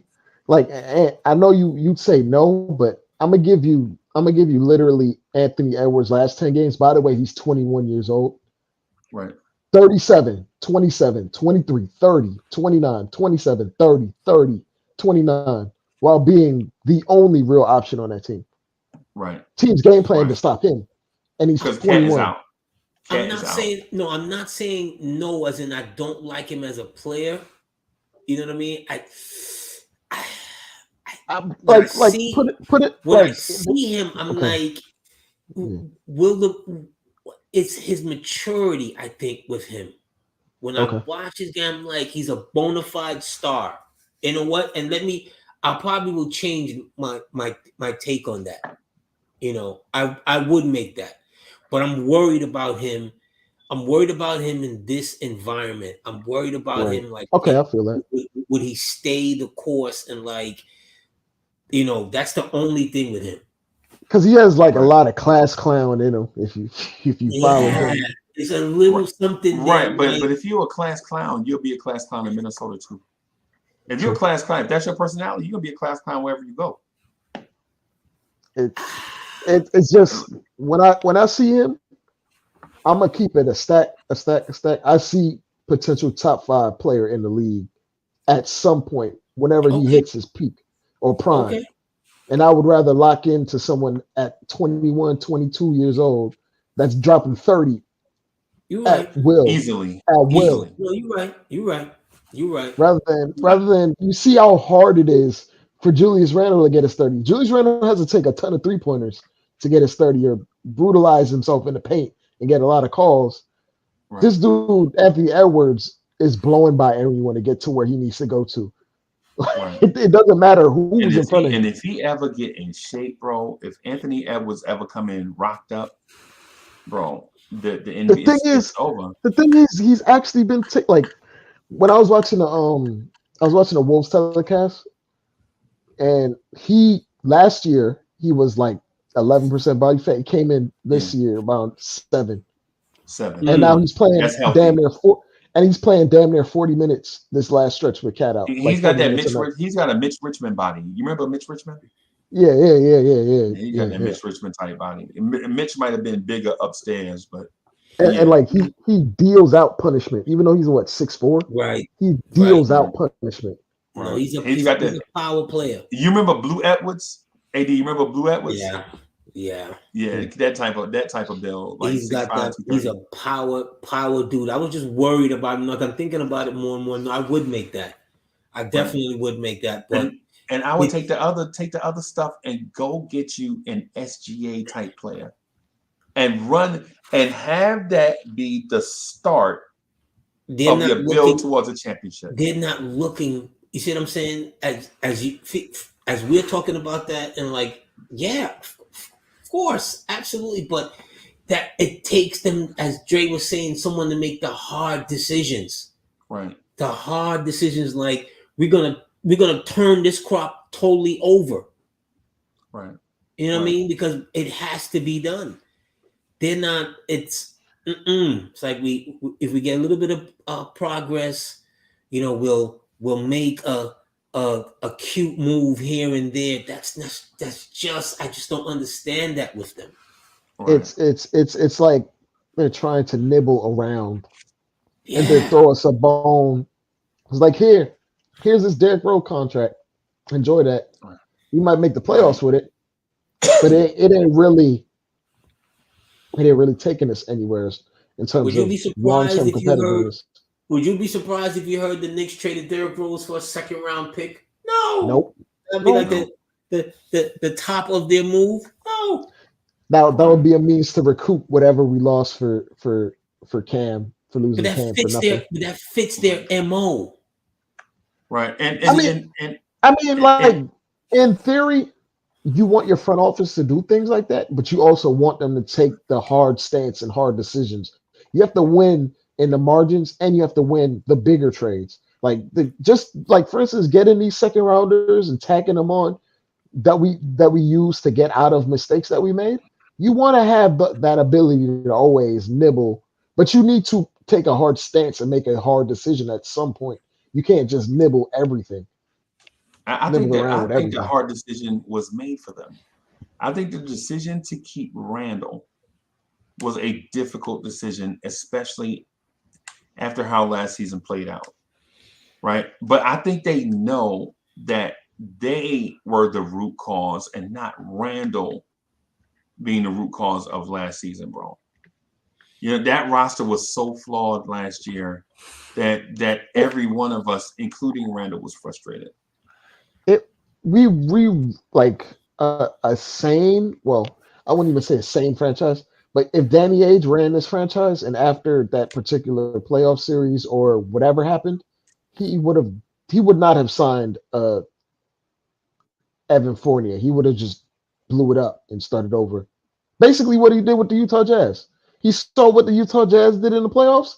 He was like, Right. nah, this ain't it, Nah, man. this ain't gonna win. Nah, Right. nah. I'm gonna just tear this back down, Right. and I'm gonna pick a direction.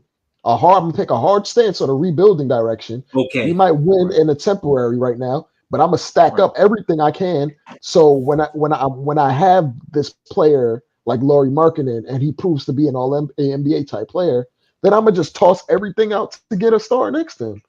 But he chose a stance, like he chose a direction. We haven't chosen a direction. We've Right. chosen just being somewhere like some sort of blob that wants to do multiple things at one time that doesn't really have a clear stance on where we truly want to be. Like Leon Rose says he wants to win a championship, but the things we do don't scream championship. It And screams look at the team content with Utah first had. round. Look at the team Utah had. Right. It's not like Utah was fighting to get into the play-in game. They were winning Right. 50 games every year. And Winning he was 50 like, every year. Right. and he's like, this is not going to win a title. This is not it. Right. Now, Right. only the future will tell was he If it was correct. the right decision, but he still picked the decision. But he That's the still thing. picked the decision. But here's the thing though. Ainge had a proven track record before he got there. Yeah, and the track Right. record was to do things like that. Right. So- Right. So it's not hard to convince the owner. It's not hard to convince the owners, True. which Facts. is a young dude. He like in his early 40s. It's not hard to convince a young rich owner that, hey man, trust me, I have a proven track record. That's why you brought me here. Right? I'm a winner. Let me do the things that I do best. I promise you I won't let you down. Right? And think about it. And if Danny Ainge make a promise and he can't keep the promise, the dude gonna fire Danny Ainge, right? But think about it. If Danny Ainge come in and underperform, the owner was gonna fire him anyway. But like not like that over there. Utah is not that kind of franchise, right? And the first thing that he did that the owner probably bought him a new house for was he got from under Gobert's contract. Yeah. Got from under that contract. That alone That alone, that owner was like, "You're good. You are good. You are good." And then you talk about the asking price. Did you see what they got in return? Yes, you The got haul. you got a That haul. screw. And you know what's funny? The guy that traded for it on the Wolves, he was in the Utah Jazz front office He was the part year of the team before. that signed Rudy Gobert to that contract. What? And Ainge came in and was like, I'm glad I got rid of this idiot. So you can come take Right. this dude off of my hands. Like Madness. Right. And I'm not it's mad. I'm not mad at Minnesota for doing it. I I am. understand. No. I understand because they got young pieces. They made a nice little playoff run, and they Right. figure, right, this can help bolster us in Right. this Western Conference where LA is not a certainty. The Clippers, they're coming off, is Injuries. Kawhi gonna injuries?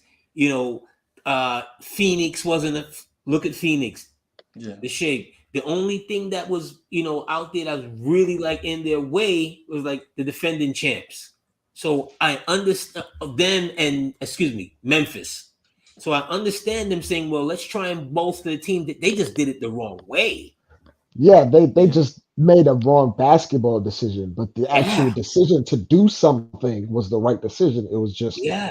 it was probably a poor year to do something because whoever was available wasn't exactly what was needed. Like trying to pair two bigs together, They paid it's the wrong big. particularly when your other big isn't a real good defender. The It other one didn't is make not a real sense. good offensive player. Yeah. If they Exactly. were gonna do that, go for the Twin Tower situation, then you should have pivoted and did what Dallas did and went to Houston and signed Christian Wood. Okay. See what I'm saying? If you were gonna do Yeah. something like that, then that would make more sense because at least he's a versatile, And the commitment isn't as much. So if it didn't work, you can get up if it out of it. didn't work. Right. But the Minnesota team, like they gave up so much, they have to see it through at this point because they're not gonna get the same return back, even No if they traded way. them. They're not Right. getting they're not even gonna get one pick back. They're not getting a first back for Gobert. Right. So, like they messed up so bad. If they wanted a rim protector so bad, they should have just kept Kessler and traded them Yep. picks for anybody else. Yeah. Walker Kessler. Yeah. Yeah. Walker Kessler. But Dre, but you know what though? They don't Yeah, care nothing about you watching them grow and be a contender in 5 years. right. They want to win now. And they made a decision. That and They made a decision. they made the decision. Yeah, man. That's what see. The Knicks not gonna do that, bro. We not gonna go out and because think about it, in essence, what the Knicks could do is go out and get really good players right now and try to make a run at it. But they don't want to do that. They want to build, right? They want to build and develop, right? Because think about all the guys that have come on the But market, been a blip on the radar. like like Freezy, like even if they wanted to keep this current roster for the end of the year and like develop these guys, Right, I'm cool with that if I knew they were up to making the big decision when the time came. right. But I They're don't not up know for if that. they will ever do that. So No, like they ain't gonna do that. I don't know if they'll ever do exactly. They're not gonna do that. But like I'm cool with watching Grimes develop. I'm cool with watching RJ like inflate his value. I'm cool with watching IQ get But better. You Dre, know what I'm saying? that's because you're a 22-year-old recent college graduate who about to go to back to school to get your master's degree, bro. It's some people in Knicks universe, bro, that are old farts like Anthony B and myself, bro. We can't I'm wait. We I'm can't cool watch. with that We for can't. this year, though. I'm cool for We that for this year. I just want bro. them to make the big decision. I can't. Yo, we can't. I don't have the patience to watch the chrysanthemums grow, bro. I just don't. Oh my god, I just I don't. just don't. Don't tell me about a seed and you finding the perfect soil to put it in, and this No, flower pot is pretty. I don't care. I don't care. I don't care. I don't care. It's beyond time for them to win.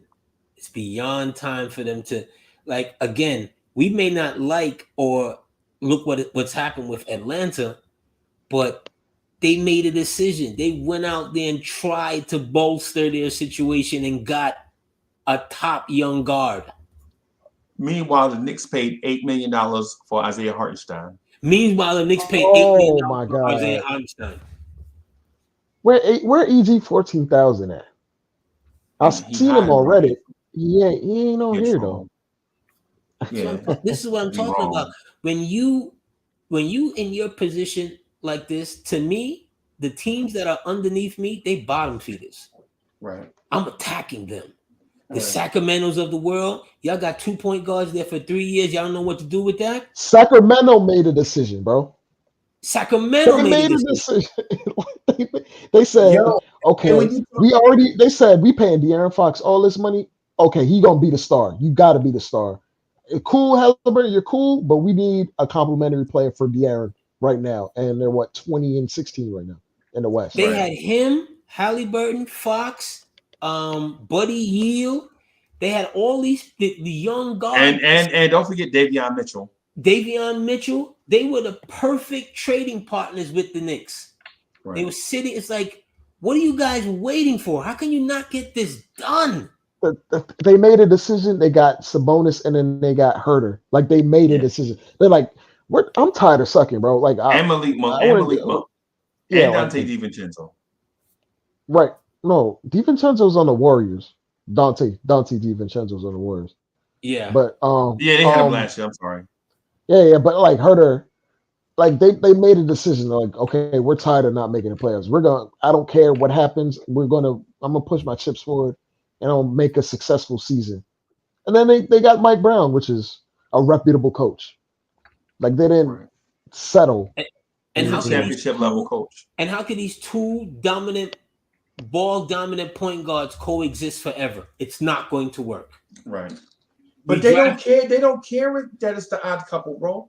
They gotta do something. But the Knicks, bro, they benched Evan Fournier. And I know you're like, what? What are you talking about? Why are you talking about Fournier? The prized possession from last year's trade season?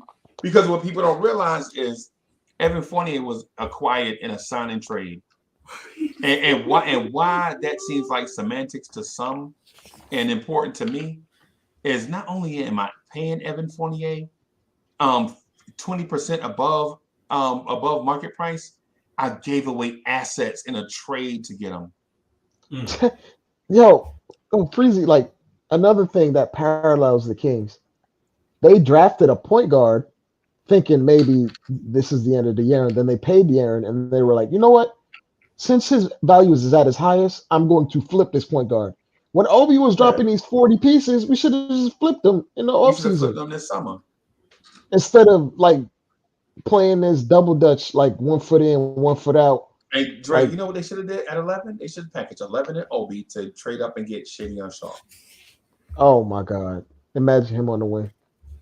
To come back this season with the Obi situation again, like, are you guys serious? That's another part too. Why? Why are you doing this to yourself? And no knock on Obi, but does Obi give you the vibes that he's a championship contributor? Maybe as an eighth man. Maybe. Yeah, maybe, but of a bench, but Freezy, the point Bobby is, Portis type. You drafted this dude. Did you draft someone that high to be a bench player? And that's my point, AD. That's what I'm saying. So you got to cut you think the Lakers would have still been holding on to Obi? But hell no. That's what they let go of Randle for nothing. For nothing. That's what they've done. They've devalued their own product. But that's because they knew LeBron was coming. We don't have nobody coming here. After Obi showed that 5-6 game stretch of really good play at the end or whatever, to me, that's the best time to move him. I like, and y'all know I love Emmanuel Quickly, right? But I'd have packaged him and Emmanuel Quickly for a dude like OG Anunoby. When their thing was at their highest, I'd have flipped them for OG Anunoby. Now, mind you, I like both players, bro, and I don't like talking like I'm a wheeler and dealer. Ultimately, I'm a Knicks fan, and I want the Knicks to win a championship, right? But man, at some point, you got to start making championship level moves. It's like if you're even to lesser extent, I know guys don't want to trade Randle, but whatever his value was at its highest, we still never made the right decision or any decision. We just was like around or to Randle. We never made the right decision around or to Randle, and it reminds me of the Bernard King years. Right? It reminds me of the Carmelo Anthony years. It reminds me of the Patrick Ewing years, where you get a good player and you don't know how to build around them. You don't know what to do. You don't. Right. If you think he's that guy, I don't. But if Knicks management appears to think that he's that guy, okay. So if he's that guy, I'm not putting him with a broken down Kemba Walker. Nope. That's just madness. I'm not putting him with an Evan Fournier. I have to get guys that's going to accentuate the things that he doesn't do well, right? If I got a Fournier, if I got a Kemba Walker, Fournier, and Randle starting lineup, I'm now asking Randle to be a better defensive player. Right. He's not that guy defensively. It's the reason why when Grimes comes in, Randle looks way better because he's being asked to do a little bit less on both ends. Right. We were asking Randle to be an elite 3-point shooter, a playmaker, a defender, a do-it-all playmaker, and a rebounder, and a passer, and a passer. Yep. And then we get mad at him when he fails. Right. At one of them, we get mad if he messes up on one thing, we talking trash about him on Twitter. But AD, the point that I was making is this. You know I love Starks, right? But I would have traded that young core we had on the bench and John Starks for Mitch Richmond to go with Pat Ewing. Right? And I know what people are going to say immediately, like, you can't just grab a loser that scored a lot of points from another team that you win a championship. Hey, man, Houston did it with Clyde Drexler. Absolutely. Clyde Drexler played all them years in Portland being a bridesmaid to whoever was good in the West, right? Go to Houston and they win a championship. They were desperate. Management was desperate at that time to win it with Ewing, but they wasn't desperate enough. No. They weren't desperate. But even them, they changed. They changed players. They tried with him. They brought in different teams with him. They never, but you know what? But they never was able to get that guy. They never brought in. First of all, they never brought in a playmaking guard in his prime. Right? They never brought in a athletic scorer when Pat and them was in championship mode. And I know people are gonna say, "Well, Gerald Wilkins, man, please, right? Please." Gerald Wilkins was there before the championship runs, right? They never brought in a power forward that can do multiple things. And I know Anthony Mason could do multiple things, right? But Anthony Mason for us was more like a handyman, right? Like he could do multiple things at a very, very basic level, but he can do so many things. Anthony Mason could play every position from shooting guard to center, right? During that era, but he couldn't do it at a great level, right? He couldn't do it at a Scottie Pippen type level. No. You feel me? So they never brought in. And even when Xavier McDaniels was here, we didn't allow that to play out long enough to see if the X-Man can be be that guy long term. Knees wasn't there. He couldn't hold up. That's the thing when he talks about his story, and I've heard him on other networks talk about he should have been back, whatever. What he fails to talk about is that his knees were done. Yep, done. Him and a dude from the early Chicago Bulls named Orlando Woolridge, I thought were perfect fits for the Knicks. Yeah, his knees were shot. Both of them dudes' legs was done. Yeah, his knees were done. They thought that's what they were getting in Charles Smith. Right. That was but that wasn't it. They were looking for the big mismatch instead of let's find, this guard situation, which wasn't because everybody was doing it at the time. Yeah. It was the trend. That's the one thing people forget. That was the trend at the time. People forget about Derek McKee. Yeah. Right? You remember Derek McKee in Seattle and Indiana? Yeah. Like the big 6'10" dude that could guard guards, be a playmaker time. Hey, Dre, so it's basically what we're talking about is he do Turkaloo type with defense. Or like a Robert Ory type.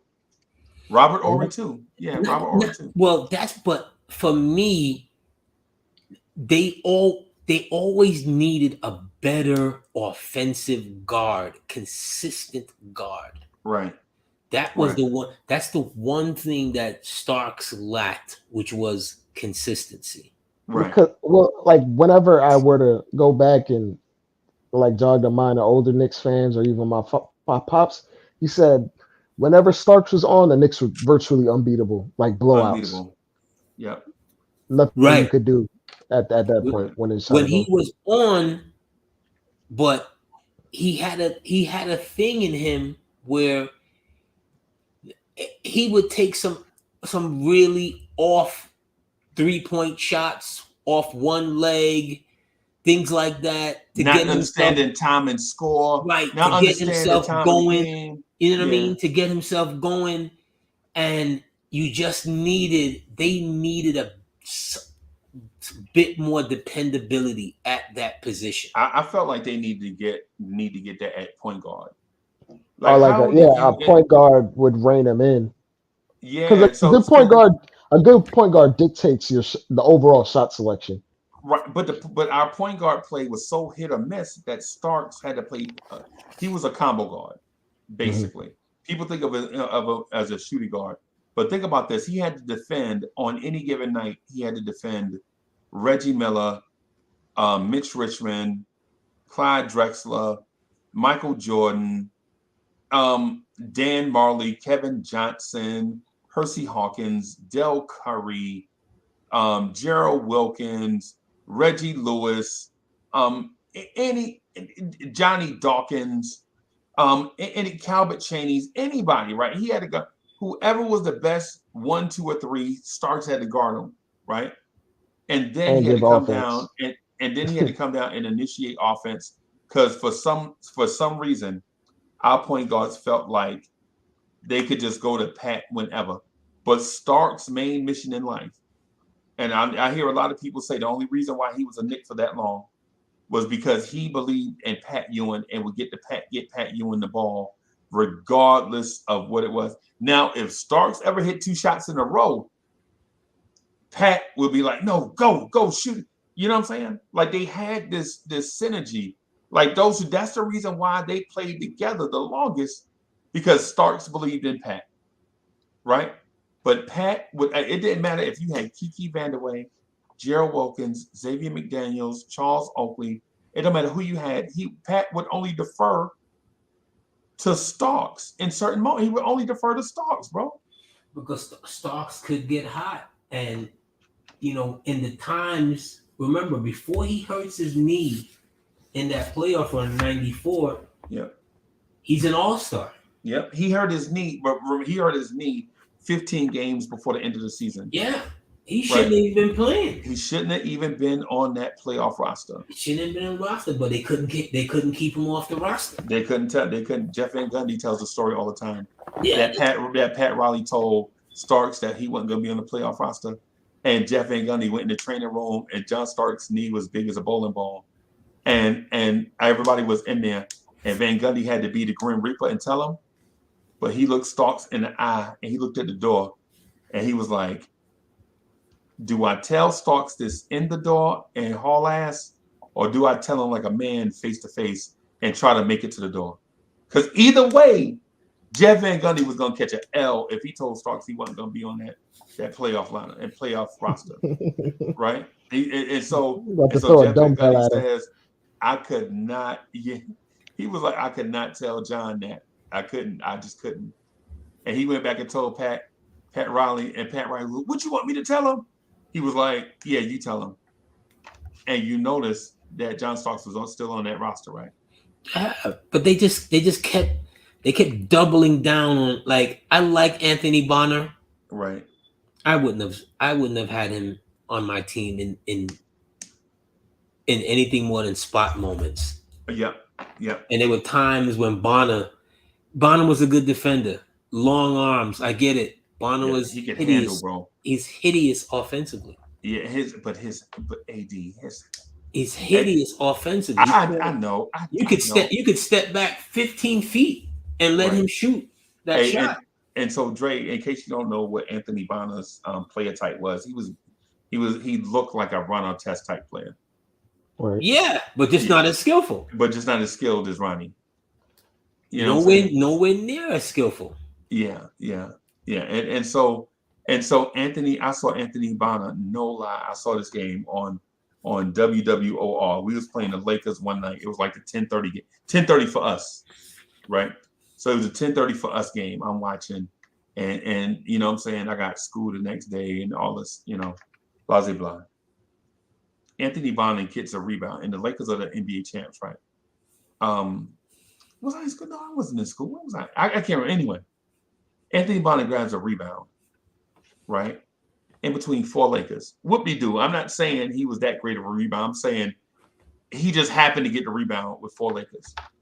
They trap him, bro. He squats and start doing like these and one tight dribbles. This is before and one. Like just dribbling, like behind his butt, like squatting down and faking one and going the other. And Lakers are reaching and they can't strip the ball from Anthony Bonner. And he goes down the other end and he gets his layup swatted out of bounds. Whatever, it happens. You're not gonna be 100% at you know what I'm saying, on the fast break. Right. But everybody, that's all we talked about the next day was, yo, did you see Anthony Bonner handles? Now, I think he finished the game with 0 points and like 2 rebounds. But Anthony Bonner, bro, I'm telling you, it's like some Knicks are legendary to us, bro. Anthony Bonner, I don't know why. It's because we don't nostalgia? Have championships. We don't have championships, so nostalgia has to be the substitute for the wrong reasons. Right. Yes. Right. You know, these guys were just, you know, the JYDs of the world. The Trent Tucker 3. Remember the Trent Tucker 3 against the Bulls? Well, that was an iconic moment. It's a 4-point play. Why do we remember? Every time I see the number 6, I think Trent Tucker. I don't think Porzingis. I don't think Grimes. Because Trent Tucker was cold-blooded from that 3. Yeah. He'd shoot it. He could. And he only took one a game. But I remember that Bulls game, that game 6 in Chicago. A lot of people don't remember. Mark Jackson, I think, has 20 and 20 in that game. 20 points, 20 assists. And that's 89, right? Yeah, that's the 88. That's the 88 series. 88, right? Okay. And down 4. No, that's 89. Big dog. No, that's 88. That's 88. Because they 4. Down we won 32 games in 88, bro. Down 88. We won the Atlantic Division. We were 52. 87, 80, right, 52 and 30. 87, we won 38 games. And I think we tied with Indiana. We had to have like a one game playoff thingamajiggy, or it came down to the last game. We beat Indiana. And Mark Jackson, that's his rookie season. But in 88, that team that wins 50 games, I'm looking at it. It's at 1987, 88. The Knicks were 38 and 44. Right, that's Mark Jackson's rookie year. The following year, remember, the seasons go in from one year to the next. I know, that's what I'm saying. Oh, so you're talking about 88, 89. Right. So 88, that's 89. What I said 89. You said I was wrong. Okay. Right. So, but with Tucker, he hits that 4-point play in the corner, and everything in my body said we were going to win. We're going to win this game, and of course the referees you know, they steal it from us with They love phantom foul calls on Michael Jordan. Yep. Who went to the foul line like 30 times in that game. Yep. Some crazy nonsense. It's some crazy, you know, that's another one of those series that we shouldn't have lost. We had a better team than them. And in 92. But they just had him. Bro, the year Jordan had the sprained wrist, I knew the NBA was fixed. Right? You remember that? The 92 series? I knew the NBA was fixed because Michael Jordan got John Starks kicked out the game. You remember that? Yes, indeed. He went to the ref and was like, yo, he over here trying to hit me on my wrist. And the other referee walked over. Is that true, Mike? And Mike was like, yeah, that's true. And they went to Pat Riley. And Pat Riley was like, yo, you better not be. And Pat Riley had the look on his face like, you better not be coming over here with no mess. Right? And they told Pat Riley they was throwing John Starks out of the game because he was swatting at Michael Jordan's sprained wrist. And Pat Riley, the neatest dude you've ever seen in your life, ripped his dress shirt out of his pants and threw a tantrum on the spot. You ain't never seen Pat Riley have a meltdown like that, bro. No. The only time you ever seen Pat Riley not neat is champagne celebrations when he get the champagne in his hand. And they all, you know what I'm saying? Bro, they did that. Now, mind you, the Knicks are up 2-0. Yes, they were. and they throw, I think they throw Starks out the game, and the Bulls go on to beat us 4-2. And you're like, what? Well, Jordan only had 16 points in game 3. Right. And that's the infamous game where he goes to Atlantic City before game 3. Right. The Knicks they weren't prepared. Well, I don't want to say they weren't prepared, but they didn't take advantage of the fact that Mike had 16 in game 3. Right. And then, you know, what happens game 4, 5, 6. That's the Scottie Pippen game, right? Yeah. That's the BJ Armstrong game. Is that the BJ Armstrong game? I'm trying to remember. I think so. I'm not trying to. Not the Scotty, but it wasn't Scotty's like a couple of years later where he doesn't check in or whatever. Because BJ Armstrong had a game against the Knicks in the playoffs, and he parlayed that into a huge contract with Charlotte. Might have been because, like I said, Jordan only has 16 points in that game in game 3. Man, we go up 2-0. The crescendo, Starks dunk. Yep. On everybody in game 2. Yep. And that was it. That was it, bro. That was it. We didn't win another game. Once the beast came out the cave, which is game 4, which is game 4, 5, which is game 4, 5, 6. Once the beast came out the cage, you couldn't do nothing with him. Right. I looked at Doc Rivers' face, and Doc Rivers was like, what do you want me to do? What do you want me to do? I think he had like 54 that game or something like that. Some ridiculous. One of the point guards I least liked Doc Rivers. Because Doc Rivers had that face a lot over his career. I was like, what do you want me to do? What you want me to do? What do you want me to do? Yeah, bro. When we used to play Atlanta, I remember we used to play Atlanta, bro. Man, we used to run. Atlanta was a team known for running back then. Yeah. They used to have like these athletes, man. John Bagley, Spud Webb, Doc Rivers, Dominique Wilkins, Kevin Willis, Blair Rasmussen, John Contract, Tree Rollins. Man, they used to just run. Antoine Carr. Antoine, the big dog with goggles. Cliff Livingston, number 53. No, they had us. Their problem was when they ran into Detroit and Boston, they tried to get tough. But they were not tough. They weren't a. They were a running guys, team. But they tried to all of a sudden they started to fight. They wanted to fight and stuff. 82 games, you're a finesse team. You get to the playoffs now, you want to fight. Yeah, they got because Detroit. I blame that on Fratello. Well, yeah, but at the end of the day, the coach is the one that sets the margins and so forth. So you can easily blame it on him. But You know, they ran into that the bad boys, and when Dominique and Bird had their legendary, you know. And the Cavaliers were pretty good Yeah, too. it wasn't I think he scored 47 and Bird scores 45, something like that. They had their legendary, battle, Right. and so forth. They just weren't good enough to get over the hump. Right. They were a great regular season team. Yeah, good regular season team. Like they had John Battle at the shooting guard. I didn't think Battle was one. I'm like, he was little though. He was like 6'2", you're not gonna win it with Battle. Like, no. I like Spud Webb, but his role should have stayed like what it was, like off the bench. Off the bench.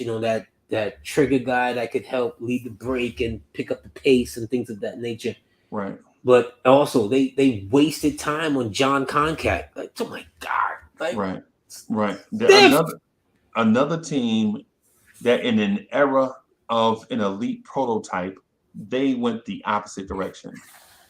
Like Dre, during this time that we mentioned them, bro, 6'6" athletic shooting guards, bro, you can find them a dime a dozen.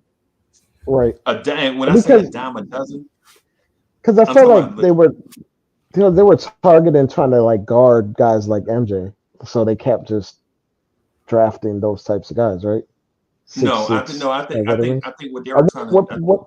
What year was this? Yeah. This is late 80s. Okay. This is like from 86 to about 89, 90. Right. So their thing at Atlanta, I think their biggest mistake is they like to load up on bigs who weren't going to play. Right. They had to, like, if you got contract Blair Rasmussen, what do you need with Tree Rollins? Right. What do you need with Tree Rollins? Now, Tree Rollins is a all-time great NBA personality. Mm-hmm. Right? Like he was a good mentor. Like he was a great, knowledgeable dude. But he ain't going out there and getting you 36 and 17. He the dude that's gonna come off the bench and flagrant foul Herb Williams. He's a pick setter. Yeah, that's it. He's a pick setter. You know what I mean? A big guy, can rebound, can block some shots, but as I'm thinking about their team, I'm like, I just don't understand their team construction. Like after Dominique, I'm like, why not go get another they need a shooter. I was gonna ask, like, if you're Atlanta, why don't you just pay Gerald? Why don't you get Gerald Wilkins? Now they needed a shooter, and one thing Gerald Wilkins is not. He is not a shooter. Not a pure shooter. Like he's not Reggie Miller, but there was some stretches that he was about an average NBA 3-point shooter. I don't even know if I want to give him average. I saw. I call him a Mon Shumpert, right? But then when I look back at his numbers, okay, he could shoot decent. And that's a man who tried everything. I remember one year in training camp, he was sitting in chairs while he was practicing his jump shot to get an arc on his jump shot. To get an arc, I'm like, dude, I want to help you out, my guy. The chair, once the game starts, it's not gonna be there. Yeah, I was gonna. Hey, you know what? I was gonna say, hey, that chair, once the game starts, how about stay in it? It's not gonna go. But he tried everything. He tried everything to work on his arc. He wasn't a good shooter. Right. He had moments like I remember him scoring 30-something in a Pistons playoff game.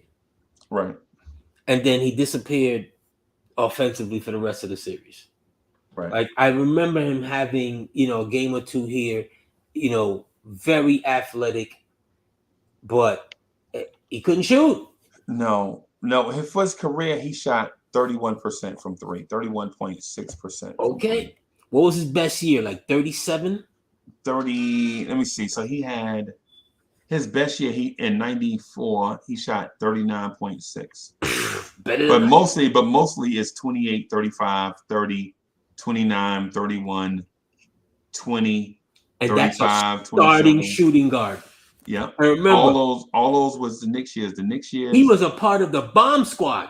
They were and he letting shot they were letting the 30% man from shoot three. who's 30% from three. And he was a part of the bomb squad. Can you bro. imagine if he was shooting the rate of what they shoot today? And, Oh my God, he'd be in the G League. he'd be in the G League, bro. He'd be in the G League. But that era of 6'6" athletes though, bro. That era of 6'6" athletes, Dre, you could go find a 6'6" shooting guard off the scrap. Yeah, no lie. I think in '86 the Knicks drafted like 1,000 or brought into camp 1,000 guys that was like between 6'6" and 6'8", and none of them worked out, bro. The Knicks had to start the season. I think they started the season with a power forward at point guard.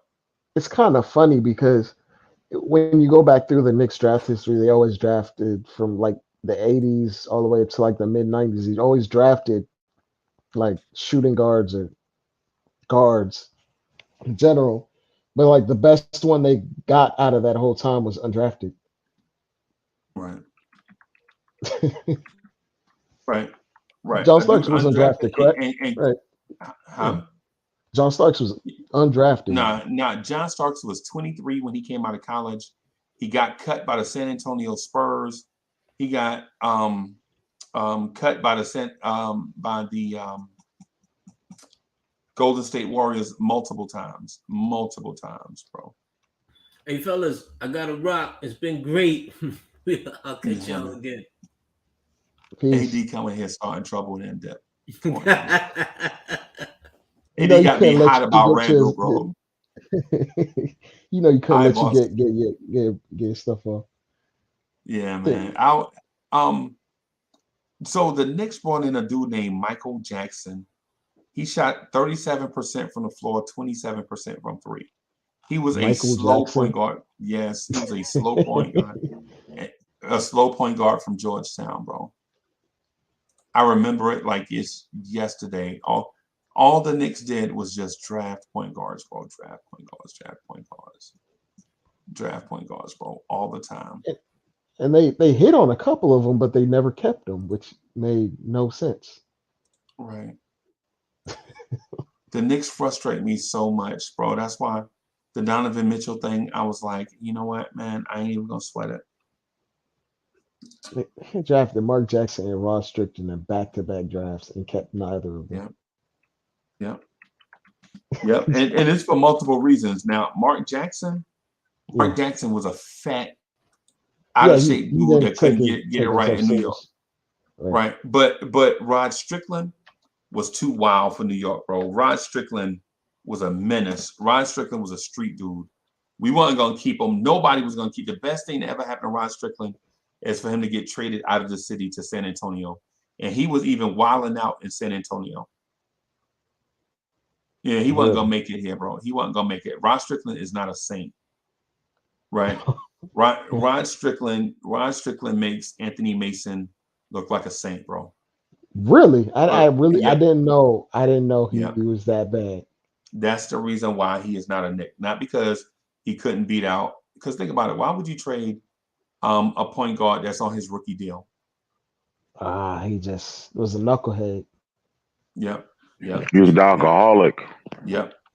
I mean, you could. You know, it's funny. Like when I saw him, and like by the time I was watching basketball, he was like on the Wizards or the Trailblazers by that point.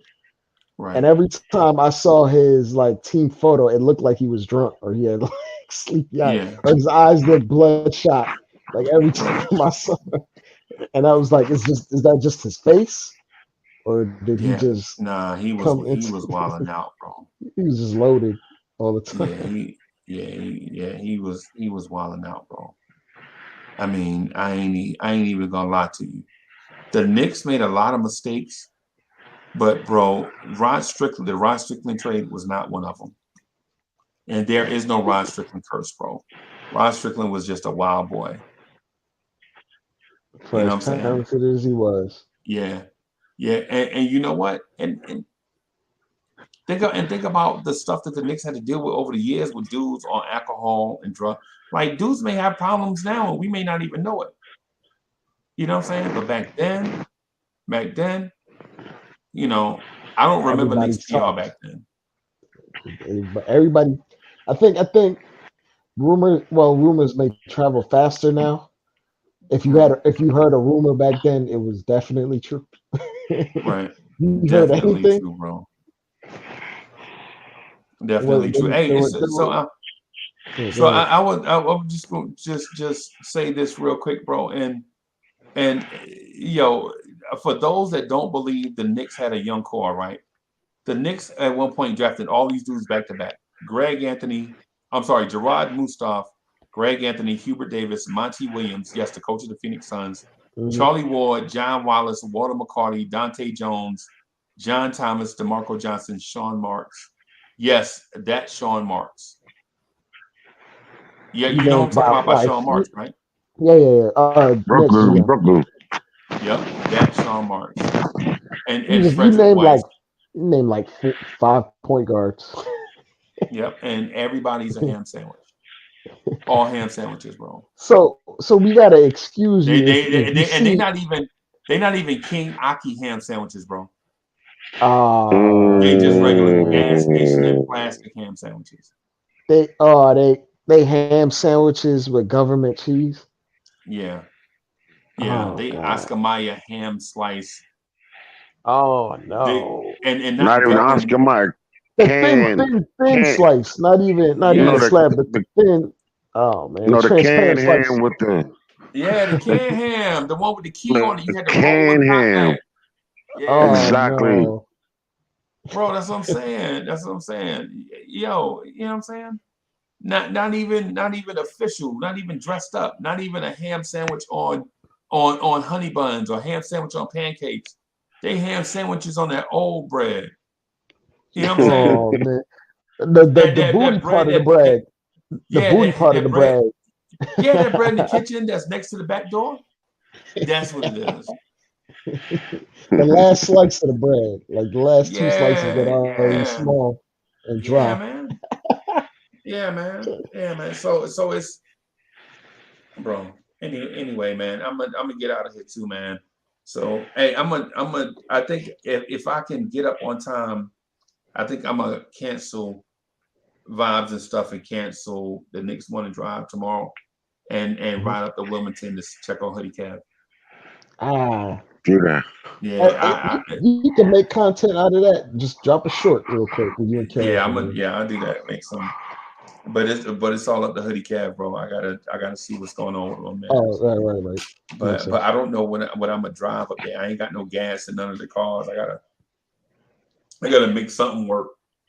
You know what I'm saying? It'd be funny. Hey, just get a magic carpet, man. Yeah, that's it. I'll be Uncle Haji. You know what I'm saying? Hey, Uncle Haji, while you playing, you can bring my headphones on your way down here on the 20th. On the 20th. Them. Yeah, definitely. But anyway, let me get out of here, man, so I can get some sleep because I think I'm gonna ride out. I think I'm gonna try to ride out by 8 or 9 o'clock, man. To go holler. Are you gonna do the show tomorrow night? It depends on if I gotta chop Hoodie Kevin and Neck, I probably won't do the show for 6 months. You know what I'm saying? That's because you be in jail, man. Yeah. Yeah. Yeah, man. But the thing is, you know what I'm saying? It's serious business.